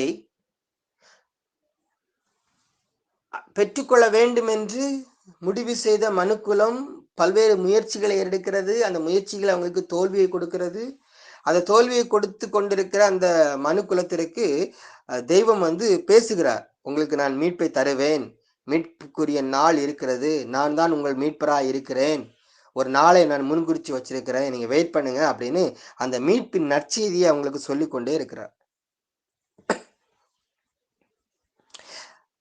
ஒரு நாள் வந்தது, காலம் நிறைவேறின போது, நல்லா புரிஞ்சுக்கோங்க, காலம் நிறைவேறின போது அந்த மீட்பை, உலகம் தோன்றுவதற்கு முன்பதாக மனு குலத்திற்கு மீட்பை கொடுக்க வேண்டும் என்று தெய்வம், பிதாவாகிய தெய்வம் தன்னுடைய சிந்தையில் எண்ணியிருந்தார் இல்லையா, அந்த நாள் வந்த வேளையிலே, காலம் நிறைவேறின போது தெய்வமே மனு உருவாய் இந்த பூமிக்கு வந்தார். அல்லேலூயா, ஆமென். மீட்கப்பட வேண்டிய நிர்பந்தமான நிலையில் இருந்த மனிதனை மீட்பதற்காக மனிதனாகவே தெய்வம் பூமிக்கு வந்தார். அவன் எதுல இருந்து மீட்கப்படணும், நல்லா புரிஞ்சுக்கோங்க. அவன் எதுல இருந்து மீட்கப்படணும் தெரியுமா? தெய்வத்தை குறித்த தவறான சிந்தையிலிருந்து, பாவத்திலிருந்து, மாம்ச சிந்தையிலிருந்து மீட்கப்பட வேண்டும், மத கொள்கைகளிலிருந்து மீட்கப்பட வேண்டும், தத்துவங்களிலிருந்து மீட்கப்பட வேண்டும், உலக வழிபாடுகளிலிருந்து மீட்கப்பட வேண்டும். புரியுதுங்களா? அடிமைத்தனத்திலிருந்து மீட்கப்பட வேண்டும், பிசாசின் கட்டுகளிலிருந்து மீட்கப்பட வேண்டும், மரணத்திலிருந்து அவன் மீட்கப்பட வேண்டும், தோல்வியிலிருந்து அவன் மீட்கப்பட வேண்டும், கவலை, அங்கலாய்ப்பு, இளைப்பாறுதல் அற்ற சூழ்நிலை, சமாதானமற்ற சூழ்நிலை, இவைகளிலிருந்தெல்லாம் அவன் மீட்கப்பட வேண்டும். அதற்காக தெய்வமே மனு உருவாய் வந்தார். ஏன் அவர் தெய்வம் மனு உருவாய் வர வேண்டும்? ஏன்னா மனிதனோட சிந்தை அப்படி இருந்துச்சு. நல்லா புரிஞ்சுக்கோங்க, மனிதனோட சிந்தை பலியை கொடுத்தால்தான் தெய்வம் எனக்கு மீட்பை தருவார் என்று எண்ணினதுனால அவனுடைய சிந்தையின் அடிப்படையிலே அவர் வருகிறார். வாவ், சூப்பர்ல, எவ்வளவு பெரிய அன்பு! இந்த முழு மகா பிரபஞ்சங்கள் எல்லாம் பார்க்கும் பொழுதெல்லாம், அடிக்கடி அந்த வீடியோக்கெல்லாம் பார்க்கும் பொழுதெல்லாம் மனசு அவ்வளோ சந்தோஷப்படும். இந்த பிரபஞ்சங்கள்லாம் உருவாக்கின அந்த தெய்வம் அந்த பூமியில் இருக்கக்கூடிய குட்டியோண்டு புள்ளியா இருக்கக்கூடிய அந்த பூமியில இருக்கக்கூடிய அந்த இந்தியாவில் இருக்கக்கூடிய இல்லையா, தமிழ்நாட்டில் கன்னியாகுமரியில் சின்ன கிராமத்தில் இருக்கக்கூடிய என்னை தேடி அவர் பூமிக்கு வந்தார். எல்லாரும் தேடிங்கிறது நான் பார்க்கறதில்ல, என்னை தேடி அவர் வந்தார், மனுஷனாகவே வந்தார். இதுதான் என் மேல் அவர் வைத்திருக்கிற கிருபை. அதை தான் நான் கிருபையாய் பார்க்கிறேன், அந்த அன்பை தான் நான் கிருபையா பார்க்கிறேன். அவர் தேவன் ரூபமாய் இருந்தார், தேவனாகவே இருந்தார். அதை கொள்ளையாடின பொருளாய் எண்ணாமல், தேவனுக்கு சமமாய் இருப்பதை கொள்ளையாடின பொருளாய் எண்ணாமல் தம்மை தாமே வெறுமையாக்கி அடிமையின் ரூபம் எடுத்து மனுஷ சாயலானார். நான் தெய்வத்தோடு இருந்த நான் இப்பொழுது அடிமைத்தனம், என்னை அடிமைப்படுத்துகிற ஒரு சரீரத்துக்குள்ள இருக்கிறேன், பாவ சரீரத்துக்குள்ள இருக்கிறேன், மரண சரீரத்துக்குள்ள இருக்கிறேன். என்னை மீட்டெடுக்கும்படியாக தெய்வம் அந்த பாவ சரீரத்துக்குள்ளாக அவர் வந்தார். அந்த மாம்ச சரீரத்தை அவர் எடுத்தார். அவர் பரலோகத்துல வந்து ஆவியிலே வரல, நல்லா புரிஞ்சுக்கோங்க, ஆவியிலே வந்து ஊழியம் செய்யல, அவர் ஆவுக்குரியவராக வந்தாரு, மாம்சத்திலும் அவர் வந்தார். அதுதான் அன்பு, அதுதான் கிருபை. என் மீட்பரும் அவர்தான், என்னை மீட்பவரும் அவர்தான், என் மீட்கும் பொருளும் அவர்தான். எப்படி? என்னுடைய மீட்பரும் அவர்தான், என்னை மீட்பவரும் அவர்தான், என்னை மீட்கும் பொருளும் அவர்தான். சூப்பர். மனுஷகுமாரன் ஊழியம் கொள்ளும்படி வராமல் ஊழியம் செய்யவும் அநேகரை மீட்கும் பொருளாக, மீட்கும் பொருளே அவர்தான்ப்பா. மத்தேயு 20:28. மனுஷகுமாரன் மனுஷனுடைய ஜீவனை அழிக்கிறதுக்கு அல்ல, ரட்சிக்கிறதுக்கே வந்தார். அதன் பின்பு அவர் ஒரு கிராமத்துக்கு அவர் போகும்போது அங்கே நிறைய பேர் என்ன பண்ணாங்கன்னா, பாவியான மனுஷனிடத்துல போய் இவர் தங்குறாரு அப்படின்னு முறுமுறுத்தாங்க. அப்போ இயேசு சொன்னாரு, இல்லப்பா, இழந்து போனது தேடவும் ரட்சிக்கவுமே மனுஷகுமாரன் வந்திருக்கிறார் என்று சொன்னார். மனுஷன் எதை இழந்து போனா? தகப்பனோடு வாழும் உன்னத ஸ்தானம், அந்த சந்தோஷம், சமாதானம் இல்லையா, ஜீவன், அதெல்லாம் இழந்து போனான். இழந்து போனது தேட தான் நான் வந்தேன் அப்படின்னு சொன்னார். மனிதன் இழந்து போன அந்த ஒரிஜினல் டிசைனை கொடுப்பதற்காக வந்தார். மனிதனுடைய மனசாட்சியில் எதெல்லாம் தேவைப்பட்டதோ, அவன் மனசாட்சி சொல்லுது, இதெல்லாம் தெய்வத்துக்கு கொடுத்தா எனக்கு மீட்பு கிடைக்கணும். அவன் எதெல்லாம் தெய்வத்துக்கு கொடுத்தா மீட்பு கிடைக்கும்னு நினைச்சானோ அதுவாகவே அவர் வந்தார். நான் சொல்றது நல்லா புரிஞ்சுக்கோங்க. எதெல்லாம் தெய்வத்துக்கு கொடுத்தா எனக்கு மீட்பு கிடைக்கும் என்று அவன் நினைத்தானோ, எதெல்லாம் நினைத்தானோ அதுவாகவே அவர் வந்தார். பலியை கொடுக்கணும்னு நினைச்சாரு, அவர் பலியாக வந்தார். எனக்கு காணிக்கையாக அவர் வந்தார். வாவ்,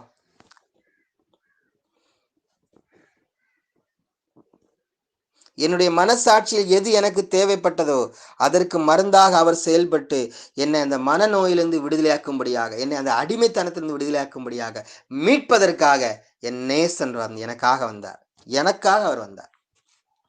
உங்கள் முன்னோர்களால் பாரம்பரியமாய் நீங்கள் அனுசரித்து வந்த வீணான நடக்கையில் நின்று அழிவுள்ள வஸ்துக்களாகிய வெள்ளியினாலும் பொன்னினாலும் மீட்கப்படாமல் குற்றமில்லாத மாசற்ற ஆட்டுக்குட்டியாகிய கிறிஸ்துவின் விலையேறப்பட்ட இரத்தத்தினாலே மீட்கப்பட்டீர்கள் என்று அறிந்திருக்கிறீர்களே.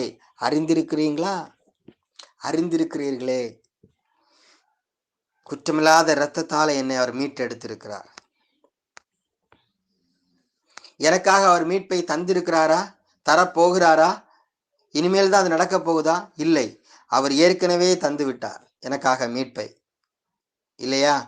மனு குலத்திற்கும் அந்த மீட்பை ஏற்கனவே கொடுத்து விட்டார். எல்லாரும் மீட்கப்பட்டவர்கள், எல்லாரும் ரட்சிக்கப்பட்டவர்கள் அல்ல. அதை குறித்து நாம் இன்னொரு நாள் பேசலாம். உலகம், இந்த மனுக்குள் அந்த பூமிக்கு வருவதற்கு முன்பதாகவே மீட்பின் திட்டத்தை அவர் சிந்தையில கொண்டு வந்துட்டார். எப்படி மீட்பு வர வேண்டும், எந்த இடத்துல வர வேண்டும், எந்த இடத்துல மீட்பை கொடுக்க வேண்டும், யாருக்கு கொடுக்க வேண்டும், யார் அந்த மீட்பை பெற்றுக் கொள்வார்கள், எல்லாவற்றையும் உலகம் தோன்றுவதற்கு முன்பதாகவே அவர் தீர்மானித்து விட்டார். மீட்பு என்று சொல்லும்போது கிரேக்க மொழியில அந்த மீட்பு 3 அர்த்தத்தும் கொடுக்கப்படுது. ஒன்று அகராசோ, அகராசோ, இன்னொன்று எக்ஸ் அகராசோ, இன்னொன்று லட்ரோ. சின்ன அர்த்தம் தான்.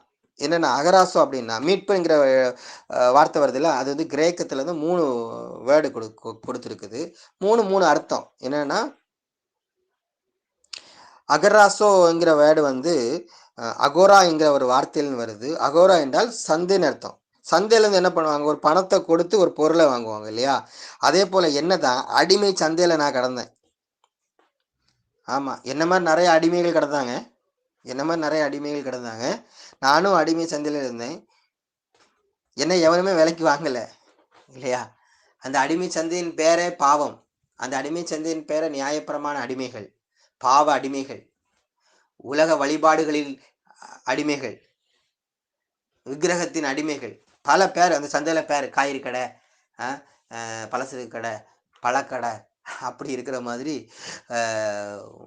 காய்கறி கடையில் காய்கறி இருக்கும், பழக்கடையில் பழம் இருக்கும். ஆனால் இந்த சந்தையில் நிறைய பேர் இருக்குது. நியாயப்பிரமாண அடிமை, பாவத்தின் அடிமை, உலக வழிபாடுக்கு அடிமை. பெரிய காரணம் என்ன, எல்லா கடையிலையும் நான் இருக்கேன். ஐயோ தெய்வமே, எல்லா கடையிலையும் நான் இருக்கேன். பாருங்க, புரியுதா? எத்தனை புரியுது? சந்தைக்குள்ள போனா ஒவ்வொரு கடையிலையும் ஒவ்வொரு பொருள் இருக்கும். பல கடையில இருக்கக்கூடிய பொருள் காய்கறி கடையில இருக்காது இல்லையா? காய்கறி கடையில இருக்கக்கூடிய பொருள் பலசர கடையில இருக்காது இல்லையா? ஆனா இந்த சந்தை, அடிமைத்தன ஒரு சந்தைக்குள்ள பல கடைகள் இருக்கிறது. பாவம்ங்கிற ஒரு கடை இருக்குது,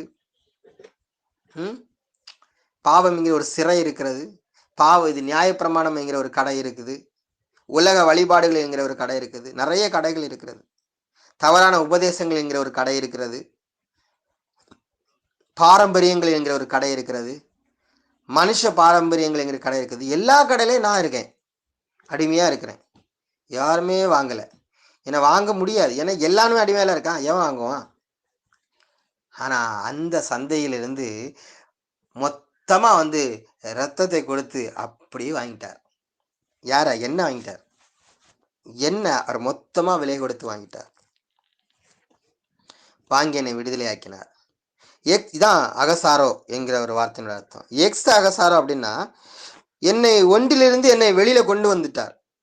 அந்த சந்தையிலிருந்து என்னை வெளியில கொண்டு வந்துட்டார். இனி அந்த சந்தைக்கு நான் போக வேண்டிய அவசியம் இல்லை. அந்த சந்தையில் நிறைய பேர் இருக்காங்க, இன்னும் நிறைய பேர் இருக்காங்க. ஆனா நான் போக வேண்டிய அவசியம் இல்லை. ஒரு காலமும் நான் அந்த அடிமை சந்தைக்கு போக வேண்டிய அவசியமே இல்லை. லட்ரோ அப்படின்னா அர்த்தம் என்னன்னா, நித்தியமா எனக்கு அந்த மீட்பு இருக்கிறது. அந்த அடிமைத்தனத்திலிருந்து என்னை நித்தியமாய் விடுதலையாக்கி விட்டார்.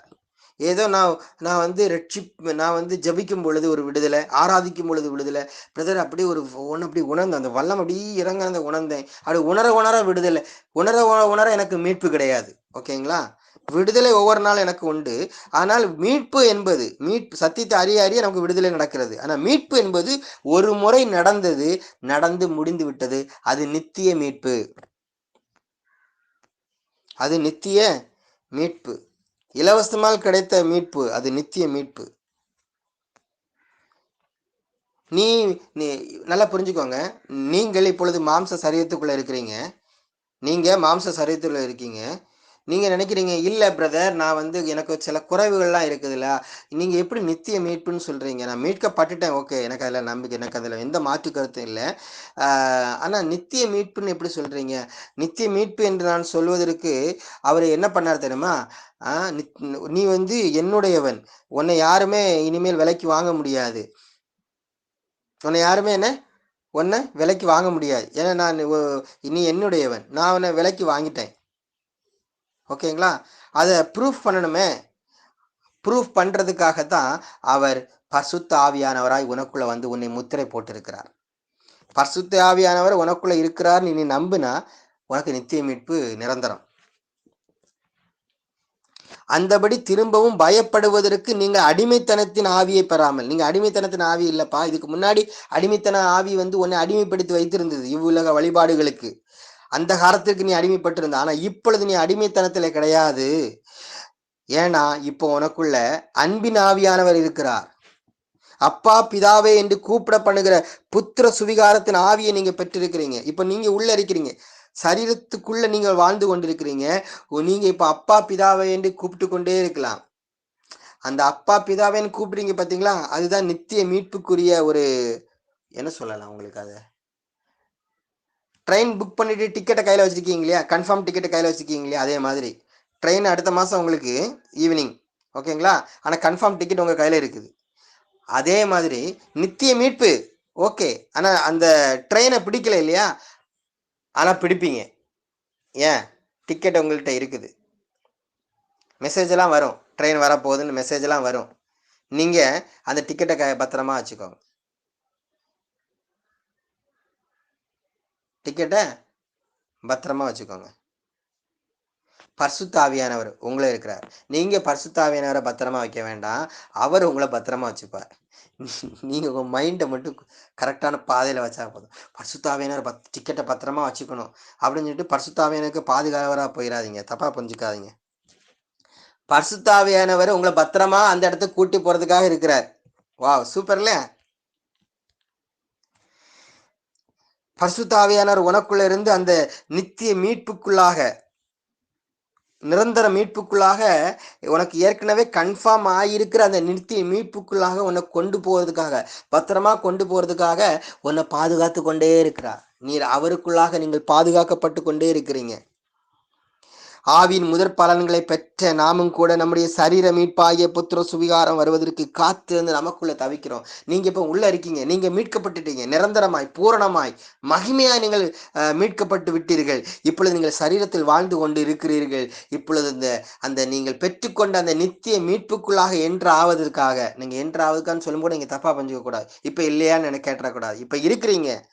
ஆனால் இப்பொழுது ஒரு சரீரம் தடையா இருக்கிறதுல அதுக்கு இன்னும் அந்த நித்திய மீட்புக்குள்ளாக அந்த நிரந்தரமா நீங்கள் கிறிஸ்துவோடு வாழ்வதற்காக நீங்கள் காத்து கொண்டு இருக்கிறீர்கள். உங்க மனசு அதையே தேடி கொண்டிருக்கிறது. உங்களை அந்த தேடுதலுக்களாகவும் உங்கள் தவிப்புக்கும் மருந்தாக ஆறுதலாக ஒருவர் உங்க கூடவே இருக்கிறார். உங்க பிரயாணத்துல ஒருத்தர் கூட இருந்தா எவ்வளவு நல்லா இருக்கும். உங்க ஃப்ரெண்டு உங்க கூட இருந்தா எவ்வளவு நல்லா இருக்கும். ஜாலியா பேசிட்டே போகலாம் இல்லையா, உறங்கவே வேண்டாம் இல்லையா. எந்த ஸ்டாப் எங்கே வருதுன்னே நமக்கு தெரியாது. இங்கே சென்னை போகிறோம், க்ளோஸ் ஃப்ரெண்டு நல்ல ஜாலியாக பேசக்கூடிய ஒரு க்ளோஸ் ஃப்ரெண்ட் நம்ம கூட இருந்தால் எவ்வளோ ஜாலியாக இருக்கும். அப்படி எந்த திருநெல்வேலி போச்சா, அது மதுரையில் இறங்கிச்சா, ஸ்டேஷனே நமக்கு தெரியாது. புதுசாக வந்து ஸ்டேஷன் பக்கத்தில் வந்துச்சா, இது மதுரை ஸ்டேஷன் வந்துருச்சா, ஐயோ நான் கவனிக்கலையே, நாகூர் தான் தாண்டி இருக்கும் பதன்னு சொல்லுவோம். திருநெல்வேலி தாண்டி 1/2 மணி நேரம் ஆச்சு. வெளியில நடக்கிறதே கவனிக்க மாட்டேன். ஏன்னா பக்கத்துல ஃப்ரெண்ட்ஸ் இருக்காங்க இல்லையா, அவங்க கூட ஜாலியாக பேசிட்டே இருப்போம். ஏன் சாப்பிட மறந்துருப்போம். அதே மாதிரிதான் நித்திய மீட்புக்கு உள்ளாக நீங்க போக போறீங்க. உங்களுக்கு ஒரு நல்ல துணையாளராய் பரிசுத்த ஆவியானவர் இருக்கிறார். அவருடைய சத்தத்தை கேட்டு ஜாலியா என்ஜாய் பண்ணிட்டு போக வேண்டியதா. ஆனா நம்ம என்ன பண்றோம், பக்கத்துல இருக்கிற ஃப்ரெண்டை விட்டுட்டு ஒவ்வொரு ஸ்டேஷன்லையும் இறங்கி பார்க்குறோம். இந்த ஸ்டேஷன் இப்படி இருக்குது, சே என்ன கவர்மெண்ட், சரியில்லை, கவர்மெண்ட் சரியில்லை. ஸ்டேஷன்ல எப்படி பாருங்க, சாப்பாடே சரியில்லைங்க. நம்ம எவ்வளோ டிக்கெட்லாம் கொடுத்தோம், சாப்பாடு நல்லா சாப்பாடு கொடுக்க வேண்டியது, தர வேண்டியது தானே. புரியுதா உங்களுக்கு? இது நல்லது மாதிரி தான் தெரியும், இது நல்லது மாதிரி தான் தெரியும், நல்ல சமுதாய சிந்தனை உள்ளவராக தெரியும் இல்லைங்களா, சாப்பாட்டு மேலே அக்கறை உள்ளவங்களாக உங்களுக்கு தெரியும், எல்லாம் தெரியும். தெரிஞ்சு நீ அந்த ட்ரெயினில் இருந்து குடும்பம் நடத்த போறியா, இல்லை ட்ரெயினுக்காக நீ ஏதாவது செய்ய போறியா? இல்லை இல்லை, அடுத்த நாள் காலையில் போய் சென்னையில் இறங்க தானே போற. உன்னுடைய நோக்கம் என்ன? மீட்பர் உன் கூடவே இருக்கிறார். உன்னை மீட்டெடுத்தவர், உனக்கு மீட்கும் பொருளாய் வந்தவர் உன் கூடவே இருக்கிறார், உன்னை நிரந்தர மீட்புக்குள்ளாக உன்னை கொண்டு சேர்க்கும் வரை. அந்த மீட்பரோடு நீங்கள் இருக்கணும். உங்களோட சிந்தையை உங்கள் பக்கத்தில் இருந்த நண்பரை விட்டுட்டு நீங்க வெளியில கவனம் செலுத்திங்கன்னா, வெளியுள்ள காரியங்கள் உங்களை ஒரு நீங்க சென்னையில போய் இறங்குறீங்க, அந்த சென்னையில போய் இறங்குறதுக்கு முன்னாடி ஒரு வாழ்க்கை இருக்கு, ஒரு டைம் இருக்கு பாத்தீங்களா, அந்த டைமை நீங்க அனுபவிக்கிறதுக்கு மிஸ் பண்ணிடுவீங்க, இறங்கிடுவீங்க. அதுல அது மாற்று கருத்து இல்லை. அதான் ஏறியாச்சுல, இறங்குறது நீங்களாட்டி நீ இடையில பாதியில இறங்கினதான் உண்டு, அதுவும் இறங்க முடியாது. ஏன்னா உள்ள யாருன்னா டோட்டலா கதவு அடைச்சிடும், நேர பத்திரம் கொண்டு இறக்கி விட்டுருவாங்க. ஆனா கேள்வி என்னன்னா, நீங்க போய் பத்திரமா இறங்குறதுக்கு நான் ஆவிக்கிற விதமாய் பேசி கொண்டிருக்கிறேன், உங்களுக்கு புரியும் நினைக்கிறேன். இல்லைன்னா நாளைக்கு பதர் நீங்க நாளைக்கு சென்னைக்கு போறீங்களா பதர்ன்னு மீட்டிங் முடிஞ்ச பிறகு கேட்டுறாதீங்கன்னா, நான் ஆவிக்கிற விதமாய் பேசிட்டு இருக்கிறேன். நீங்கள் சென்னை போய் இறங்குறதுக்கு முன்னாடி ஒரு குறிப்பிட்ட ஒரு இரவு பொழுது கழிக்க வேண்டியிருக்கிறது. அந்த இரவு பொழுது உன் கூடவே நல்ல ஒரு நண்பர் இருக்கும் பொழுது அந்த இரவு நேரத்தையும் மாலை நேரத்தையும் எவ்வளவு சந்தோஷமாய் நீங்கள் கழிக்கணும் இல்லையா? அதை விட்டுட்டு வெளியில் இருக்கிற காரியங்கள் எல்லாம் நீங்கள் நினச்சி குழம்பிட்டு இருந்தா அதே மாதிரி தான் இந்த பூமியிலையும் நீங்கள் இந்த பூமியில ஆவிக்குரியவர்களாக இருக்கக்கூடிய நீங்கள் சரீரத்தில் வாழ்ந்து கொண்டிருக்கிறீர்கள். உங்களை அழைத்து கொண்டு போக வேண்டிய ஆவியானவர், உங்கள் மீட்புக்குரியவர், உங்களை மீட்கும் பொருளாய் வந்தவர், உங்களை மீட்டெடுத்தவர், நிரந்தரமாய் அந்த நித்திய ஜீவனுக்கு கொண்டு சேர்க்கும் வரை உங்களோடு கூட இருந்து கொண்டு உங்களோடு பேசி கொண்டிருக்கிறார். நீங்கள் அவருடைய சத்தத்தை கேட்டு என்ன பண்ணணும்? டிராவலை என்ஜாய் பண்ணணும். ஓகேங்களா? முறுமுறுத்துட்டே இருக்கக்கூடாது, கிடைக்காத பொருளை குறித்து நீங்கள் கவலைப்பட்டுட்டு இருக்கக்கூடாது. ஐயோ இந்த இந்த இந்த இந்த பஸ் ஸ்டாப்பில் இந்த ரயில்வே ஸ்டேஷனில் நல்ல சாப்பாடு நான் கேள்விப்பட்டேன், அப்போமே சொன்னாங்க எங்கள் ஊரில் ட்ரெயின் யாருமே சொன்னாங்க, அந்த ஸ்டாப் வந்தோடனே அங்கே சூப்பராக சாப்பாடு இருக்கும், அதை நீ வாங்கிக்கோ, அங்கே தான் நீ சாப்பிடணும் அப்படின்னு சொன்னாங்கன்னு சொல்லிட்டு பாதி ஸ்டேஷன் வாங்கி சாப்பாட்டுக்காக ட்ரெயினை விட்டவங்க இருக்காங்க. நான் சொல்கிறது ரியலாக இப்போ இருக்கிற ட்ரெயினை சொல்கிறேன். ஓகேங்களா? நான் ஒரு முறை நார்த்துலேருந்து வரும்போது அப்படி தான் அந்த இடத்துல விஜயவாடா பக்கத்தில் வந்து சாப்பாடு நல்லா சாப்பாடு சொல்லி ட்ரெயினை விட்டார். ஆனால் என்ன அவர் ரயில்வே துறையில் வேலை பார்க்கறதுனால அவருக்கு தெரியும் எந்த ட்ரெயின் எந்த இடத்துல வரணும்னு, டக்குன்னு அடுத்த ட்ரெயின் ஏறி வந்துட்டார். அப்படி இருந்தால் கூட பிரச்சனை இல்லையே. அதுவும் இல்லையே, ட்ரெயினை விட்டுட்டு மாட்டு வண்டியில் வரக்கூடிய கோஷ்டிகள்லாம் நம்ம எதுக்குங்க? சாப்பாடு எவன் என்ன சாப்பாடு போட உனக்கு என்ன? உன் கூட ஒருத்தர் இருக்கிறாலே, உலகத்தில் இருக்கக்கூடிய காரியங்கள் ஒன்று மண்டைக்குள்ள போட்டு அதை போட்டு யோசிச்சு இல்லை. மீட்பர் உன் கூடவே இருக்கிறார்.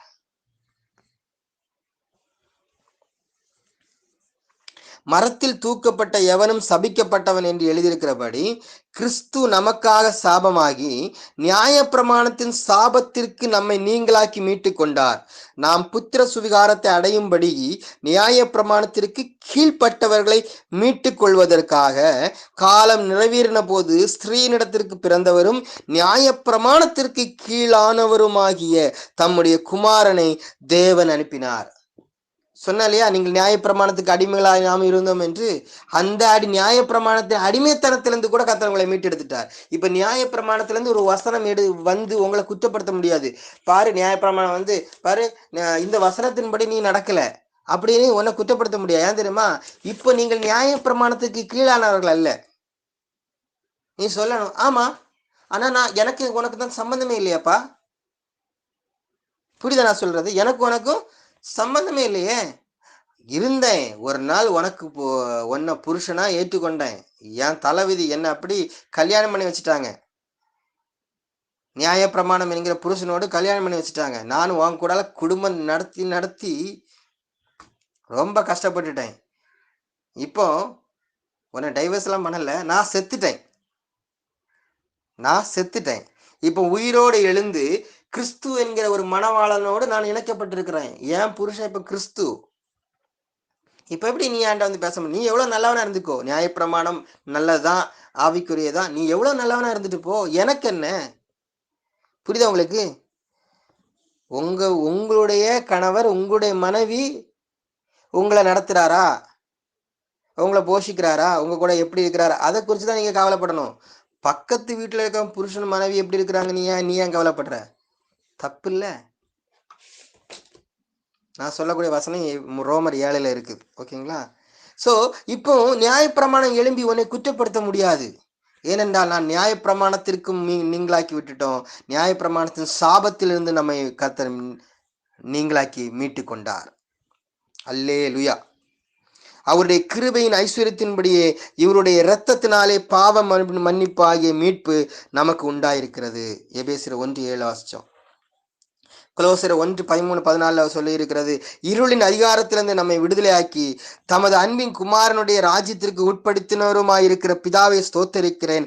அவருக்குள் அவருடைய இரத்தத்தினாலே பாவ மன்னிப்பு ஆகிய மீட்பு நமக்கு உண்டாயிருக்கிறது. அவர் நம்மை சகல அக்கிரமங்களில் நின்று மீட்டு கொண்டு தமக்குரிய சொந்த ஜனங்களாகவும் நற்கிரியைகளை செய்ய பக்தி வைராக்கியம் உள்ளவர்களாகவும் நம்மை சுத்திகரிக்கும்படி நமக்காக தம்மை தாமே ஒப்பு கொடுத்தார். வா, சூப்பர்ல. நம்மளை மீட்டு கொண்டாராம், நற்கிரிகளை செய்யும்படியாக பக்தி வைராக்கியம், அந்த கிருபைக்காக பக்தி வைராக்கியம் பாராட்டும்படியாக தன் ஜீவனையே நமக்காக கொடுத்தார். தீத்து 2:12 வாசிச்சோம். எபிரேயர் 9:12 வாசிக்கிறோம், வெள்ளாட்டுக்கடா இளங்கால இவைகளுடைய இரத்தத்தினாலே அல்ல, தம்முடைய சொந்த இரத்தத்தினாலும் ஒரே தரம் மகா பரிசுத்த ஸ்தலத்திலே பிரவேசித்து நித்திய மீட்பை உண்டு பண்ணினார். இருக்கிற இடத்துல ஒரு அல்லி ஆமேன்னு சொல்லிருங்க. நித்திய மீட்பை கர்த்தர் உங்களுக்கு உண்டு பண்ணியிருக்கிறாரா? இதுக்கு மேல எதுக்கு போட்டு சந்தேகப்படுறீங்க? மீட்கப்பட்டுட்டேன்னா பிரதர், மீட்கப்பட்டேன், பட்டு கொண்டே இருக்கிறேன், படுவேன், அப்படி கிடையாது. நித்தியமாய் நிரந்தரமாய் நாம் மீட்கப்பட்டிருக்கிறோம். நான் மீட்கப்பட்டிருக்கிறேன். இருக்கிற இடங்கள நீங்க அப்படி சத்தமா சொல்லுங்க, நான் மீட்கப்பட்டிருக்கிறேன், நான் மீட்கப்பட்டிருக்கிறேன். நான் கேட்கிற செய்தி மீட்பின் செய்தி, நற்செய்தி. நீங்கள் சொல்ல வேண்டிய செய்தி மீட்பின் செய்தியை நீங்கள் சொல்லுங்கள். நீங்கள் மீட்கப்பட்டிருக்கிறீர்கள் என்கிற மீட்பின் செய்தியை தான் நாம் சொல்லணும். பாவம், ஜனங்கள் மீட்கப்படாம ரொம்ப கஷ்டப்பட்டுட்டு இருக்கிறாங்க. மீட்கப்பட்டோம் என்கிற நற்செய்தி தெரியாமல் அடிமையாக இருக்கிறாங்க. அதான் பிரச்சனை. மீட்கப்பட்டோம் என்கிற நற்செய்தியை அவர்கள் அறியாமல் இருக்கிறார்கள். ஏனென்றால் தமக்காகவும் தம்மாலேயும் சகலத்தை உண்டாக்கினவர் அநேகம் பிள்ளைகளை மகிமையில் கொண்டு வந்து சேர்க்கையில் அவருடைய இரட்சிப்பின் அதிபதியை உபத்திரவங்களினாலே பூரணப்படுத்துகிறது அவருக்கு ஏற்றதாக இருக்கிறது. எப்படி? நாம் மாம்சத்துல இருக்கிறதுனால நமக்காக அவரே மாம்சத்துல வந்து உபத்திரங்களை ஏற்றுக்கொண்டாராம். பிள்ளைகள் மாம்சத்தையும் இரத்தத்தையும் உடையவர்களாய் இருக்க அவரும் அவர்களைப் போல மாம்சத்தையும் இரத்தத்தையும் உடையவரானார். மரணத்துக்கு அதிகாரியாகிய பிசாசானவனை தமது மரணத்தினாலே அழிக்கும்படிக்கு ஜீவகாலமெல்லாம் மரண பயத்தினாலே அடிமைத்தனத்துக்குள்ளானவர்களை யாவரும் விடுதலை பண்ணும்படிக்கு அப்படி ஆனார். சூப்பர்ல. அவர் தேவதூதருக்கு கை கொடுக்கலையா, ஆபிரகாமின் சந்ததி அப்படின்னா அவரை விசுவாசிக்கிறவங்களுக்கு கை கொடுத்தாராம். புரியுதுங்களா?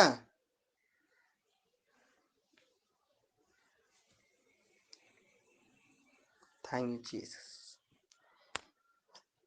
நீங்கள் மீட்கப்பட்டீர்கள், நாம் மீட்கப்பட்டிருக்கிறோம்.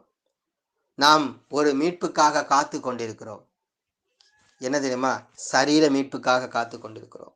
அன்றியும் நீங்கள் மீட்கப்படும் நாளுக்கென்று முத்திரையாக பெற்ற பரிசுத்த ஆவியை துக்கப்படுத்தாதிருங்கள். அவருக்கு சொந்தமானவர்கள் அவருடைய மகிமையின் புகழ்ச்சியாக மீட்கப்படுவார்கள் என்பதற்கு ஆவியானவர் நம்முடைய சுதந்திரத்தின் அச்சாரமாயிருக்கிறார். ஆவியானவர் இப்ப உங்களுக்குள்ள இருக்கிறார் பாருங்களேன். அவர் எதற்கு உங்களுக்குள்ள இருக்கிறாருன்னா உங்களுக்கு ஒரு சுதந்திரம் தருவதற்காக, உங்களுடையதை உங்களுக்கு தருவதற்காக அவர் இருக்கிறார்.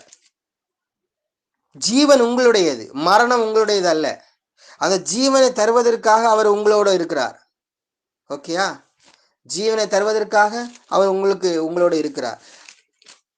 நீங்கள் அந்த ஜீவனை பெற்றுக்கொள்ள வேண்டுமானால் ஆவியானவர் தேவை. அதற்காக ஆவியானவர் முத்திரையாக உங்களுக்குள்ள இருக்கிறார். அவர் உங்களுக்குள்ளாக இருந்து உங்களுக்கு அந்த வாஞ்சியை கொடுத்து கொண்டே இருக்கிறார். அந்த மீட்பின் காரியத்தை சொல்லிக் கொண்டே இருக்கிறார். நாம் இப்பொழுது அந்த மீட்புக்காக காத்திருக்கிறோம். நல்லா புரிஞ்சுக்கோங்க. ஆவிக்குரியவர்களாக நீங்கள் மீட்கப்பட்டீர்கள். அதுல குழப்பமே அடையாதீங்க. ஆவிக்குரியவர்களாகிய உள்ளான மனிதனாகிய ஆத்தும மனிதனாகிய நீங்கள் மீட்கப்பட்டிருக்கிறீர்கள். அப்படி மீட்கப்பட்ட நீங்கள் இப்பொழுது சரீரத்துக்குள்ளாக வாசம் செய்து கொண்டிருக்கிறீர்கள். இப்போ நீங்க எதற்காக வெயிட் பண்ணிட்டு இருக்கீங்கன்னா சரீர மீட்புக்காக வெயிட் பண்ணிட்டு இருக்கிறீங்க. எத்தனைக்கு புரியுது? சரீர மீட்புக்காக நீங்க வெயிட் பண்ணிட்டு இருக்கிறீங்க. அந்த சரீர மீட்பு உங்களுக்கு சீக்கிரம் நடக்கும். எப்ப நடக்கும்னு தெரியாது. திரும்பவும் நீங்கள் பயப்படுவதற்கு அடிமைத்தனத்தின் ஆவியை பெறாம அப்பா பிதாவின் அழைக்கக்கூடிய ஆவியை பெற்றுக் கொண்டிருக்கீங்க. அதனால உள்ள இருந்துட்டு பயந்துட்டு இருக்கிறாதீங்க. சரீரம் இப்பொழுது உங்களை சிறைப்படுத்துகிறதா? பயப்படாதீங்க. அப்பா பிதாவேன்னு கூப்பிடுங்க. அவர் இருக்கிறார் இல்லையா? இந்த பாவ சரீரத்தை, மரண சரீரத்தை குறித்து நீங்கள் வருத்தப்படாதீங்க, குழப்பம் அடையாதீங்க. உங்களுக்கு ஒரு மீட்பு இருக்கிறது. மீண்டும் மீண்டும் அவர் சொல்லுவார். நீங்கள் குற்ற மனசாட்சிக்குள்ளாம போகும்போது அவர் மீண்டும் மீண்டும் சொல்லுவாரு, டேய் நீ தேவனுடைய பிள்ளையா இருக்கப்பா, நீ பிள்ளையா இருக்கிற. சரீரத்தின் சில பலவீனங்களை நினைத்து நீ குற்ற மனசாட்சிக்குள் போகும் பொழுது, ஐயோ நான் மீட்கப்படலையோ என்று நீ நினைக்கும் பொழுதெல்லாம் அவர் மீண்டும் உனக்கு கொண்டு சொல்லுவார், நாம் தேவனுடைய பிள்ளைகளாய் இருக்கிறோம் என்று ஆவியானவர் தாமே நம்முடைய ஆவியினுடனே கூட இருந்து சாட்சி கொடுக்கிறார். வா,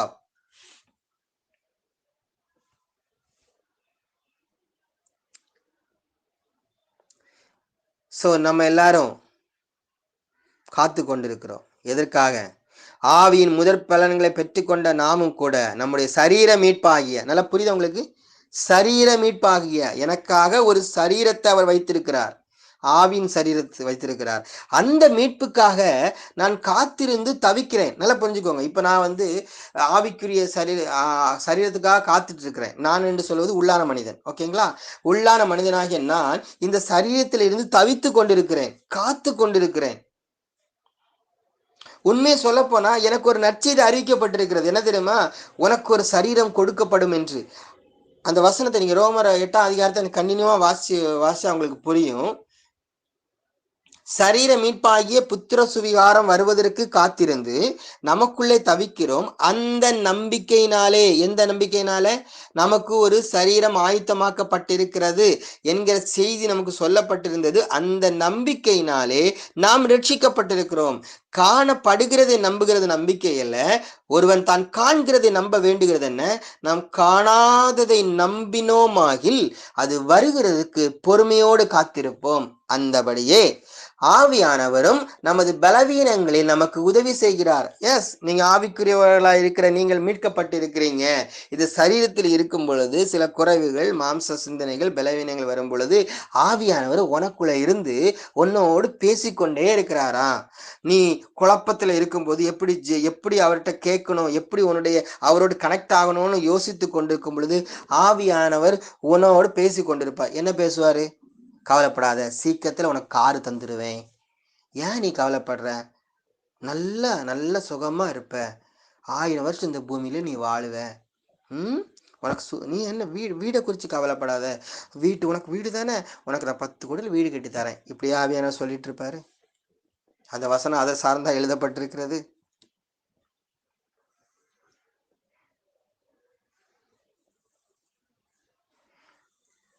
ஆவியானவர் தேவனுடைய சித்தத்தின்படியே பரிசுத்தவான்களுக்காக வேண்டுதல் செய்கிறபடியால் இருதயங்களை ஆராய்ந்து பார்க்கிறவர் ஆவியின் சிந்தை இன்னதென்று அறிவார். தெரியும்பா, ஆவியின் சிந்தையில இருந்தா ஒரு மனுஷன் எப்படி இருப்பான்னு தெரியும். அதனால அன்றியும் அவருடைய தீர்மானத்தின்படி அழைக்கப்பட்டவர்களாய் தேவனிடத்தில் அன்பு கூறுவர்களுக்கு சகலமும் நன்மைக்கு ஏதுவாக. வாழ்க்கையில பிரச்சனை இருக்குதா, போராட்டங்கள் வந்திருக்குதா, சோதனைக்குள்ள போதா, சகலமும் உனக்கு நன்மைக்கு ஏதுவாக தான் நடக்கும். இன்னும் சொல்ல போனா என்னுடைய மைண்ட் செட் இப்போ ஒரு இடத்துக்கு டிராவல் ஆகுது. என் வாழ்க்கையில தீமை என்று ஒன்றே கிடையாது. இல்ல பை இதெல்லாம் தீமை, வியாதி, நெருக்கடிகள், பலவீனங்கள் இதெல்லாம் தீமை. இது நிச்சயமா நன்மைக்கு எதுவாக கத்தர் கொண்டு போவார் என்கிற நம்பிக்கை எனக்கு இருக்கும்போது தீமை எப்படி என்ன தீமையாக பார்ப்பேன்? அன்னைக்கு ஒரு இந்த சத்தியத்துக்குள்ளாக வந்து கொண்டு சத்தியத்துக்குள்ளாக இருக்கிற ஒரு சகோதரி சொல்றாங்க, அவங்களுடைய ஒரு சொந்த மகன் வந்து ஒரு குறிப்பிட்ட தவறான ஒரு காரியத்துக்காக அவங்கள அதாவது அவங்க மேல பொய்யான ஒரு காரியத்தை சொல்லி ஜெயிலில் பிடிச்சிட்டு போயிட்டாங்களாம். அவங்க சொல்றாங்க, தேவனை அனுமதிக்காம நடக்காது, கண்டிப்பா இதுல ஒரு தேவ நோக்கம் இருக்குன்னு சொல்றாங்க. முடியுமா உங்களுக்கு? நான் அதை குறித்து டீட்டெயில் உங்களுக்கு பிறகு பேசுறேன். சகலம் நன்மைக்கு எதுவாக நடந்திருக்கு என்று அறிகிறோம். மீட்பு, இந்த மீட்பு தான் நமக்கு அருளப்பட்டிருக்கிறது. இந்த மீட்பை நாம் நிரந்தரமாய் பெற்றிருக்கிறோம். நீங்கள் பயப்பட வேண்டிய அவசியம் இல்லை. எப்படி பாவம் உங்களுக்கு ஒரு பிரமாணமாக இருந்து உங்களை நடத்தினதோ, அடிமைப்படுத்தினதோ, இப்பொழுது மீட்பு அல்லது நீதி என்கிற பிரமாணத்துக்குள்ளாக நீங்க இருக்கிறீங்க.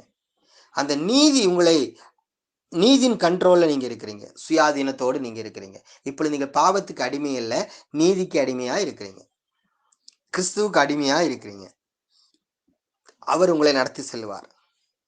இந்த சத்தியத்தை நாம் எந்த அளவுக்கு கேட்கிறோமோ, நாம் எப்படி இந்த நாட்களில் அந்த மீட்பை அனுபவிக்கிறது, இந்த மீட்பை இழந்து போகாமல், தெய்வம் தந்த இந்த மீட்பை இழந்து போகாமல் இந்த காலகட்டத்தில் எப்படி இந்த மீட்பை அனுபவிக்கிறது அப்படின்னா ஒன்னே ஒண்ணுதான், மீட்பின் செய்தியை நீங்கள் கேட்டுக்கொண்டே இருக்கணும். ஏதேன் தோட்டத்துல பிதாவினிடத்திலிருந்து வரக்கூடிய செய்தியை அவன் கேட்கறது குறைஞ்சி, பிசாசிலிருந்து வரக்கூடிய செய்தி, மாம்சத்திலிருந்து வரக்கூடிய செய்தியை அவனுக்கு கேட்க ஆரம்பிச்சான், அதற்கு இம்பார்ட்டன்ட் கொடுக்க ஆரம்பிச்சான். அங்க அவனுக்கு மீட்பு இழக்கப்பட்டது, மீட்பு தேவையாகப்பட்டது. இப்பொழுது மீட்கப்பட்டீர்கள், நல்லா புரிஞ்சுக்கோங்க, இப்பொழுது நீங்க மீட்கப்பட்டீர்கள். தொடர்ந்து பிதாவின் சத்தத்தை கேட்டுக்கொண்டே இருக்கும் பொழுது அந்த சத்தத்தில் இருக்கக்கூடிய வார்த்தையில் ஜீவன் உண்டு. கிறிஸ்துவே உங்களுக்கு ஜீவனாய் இருக்கிறார். அந்த ஜீவன் உங்களை, அது ஒரு பிரமாணம் பாருங்க, எப்படி பாவம் பிரமாணமோ அதே மாதிரி ஜீவ பிரமாணம்.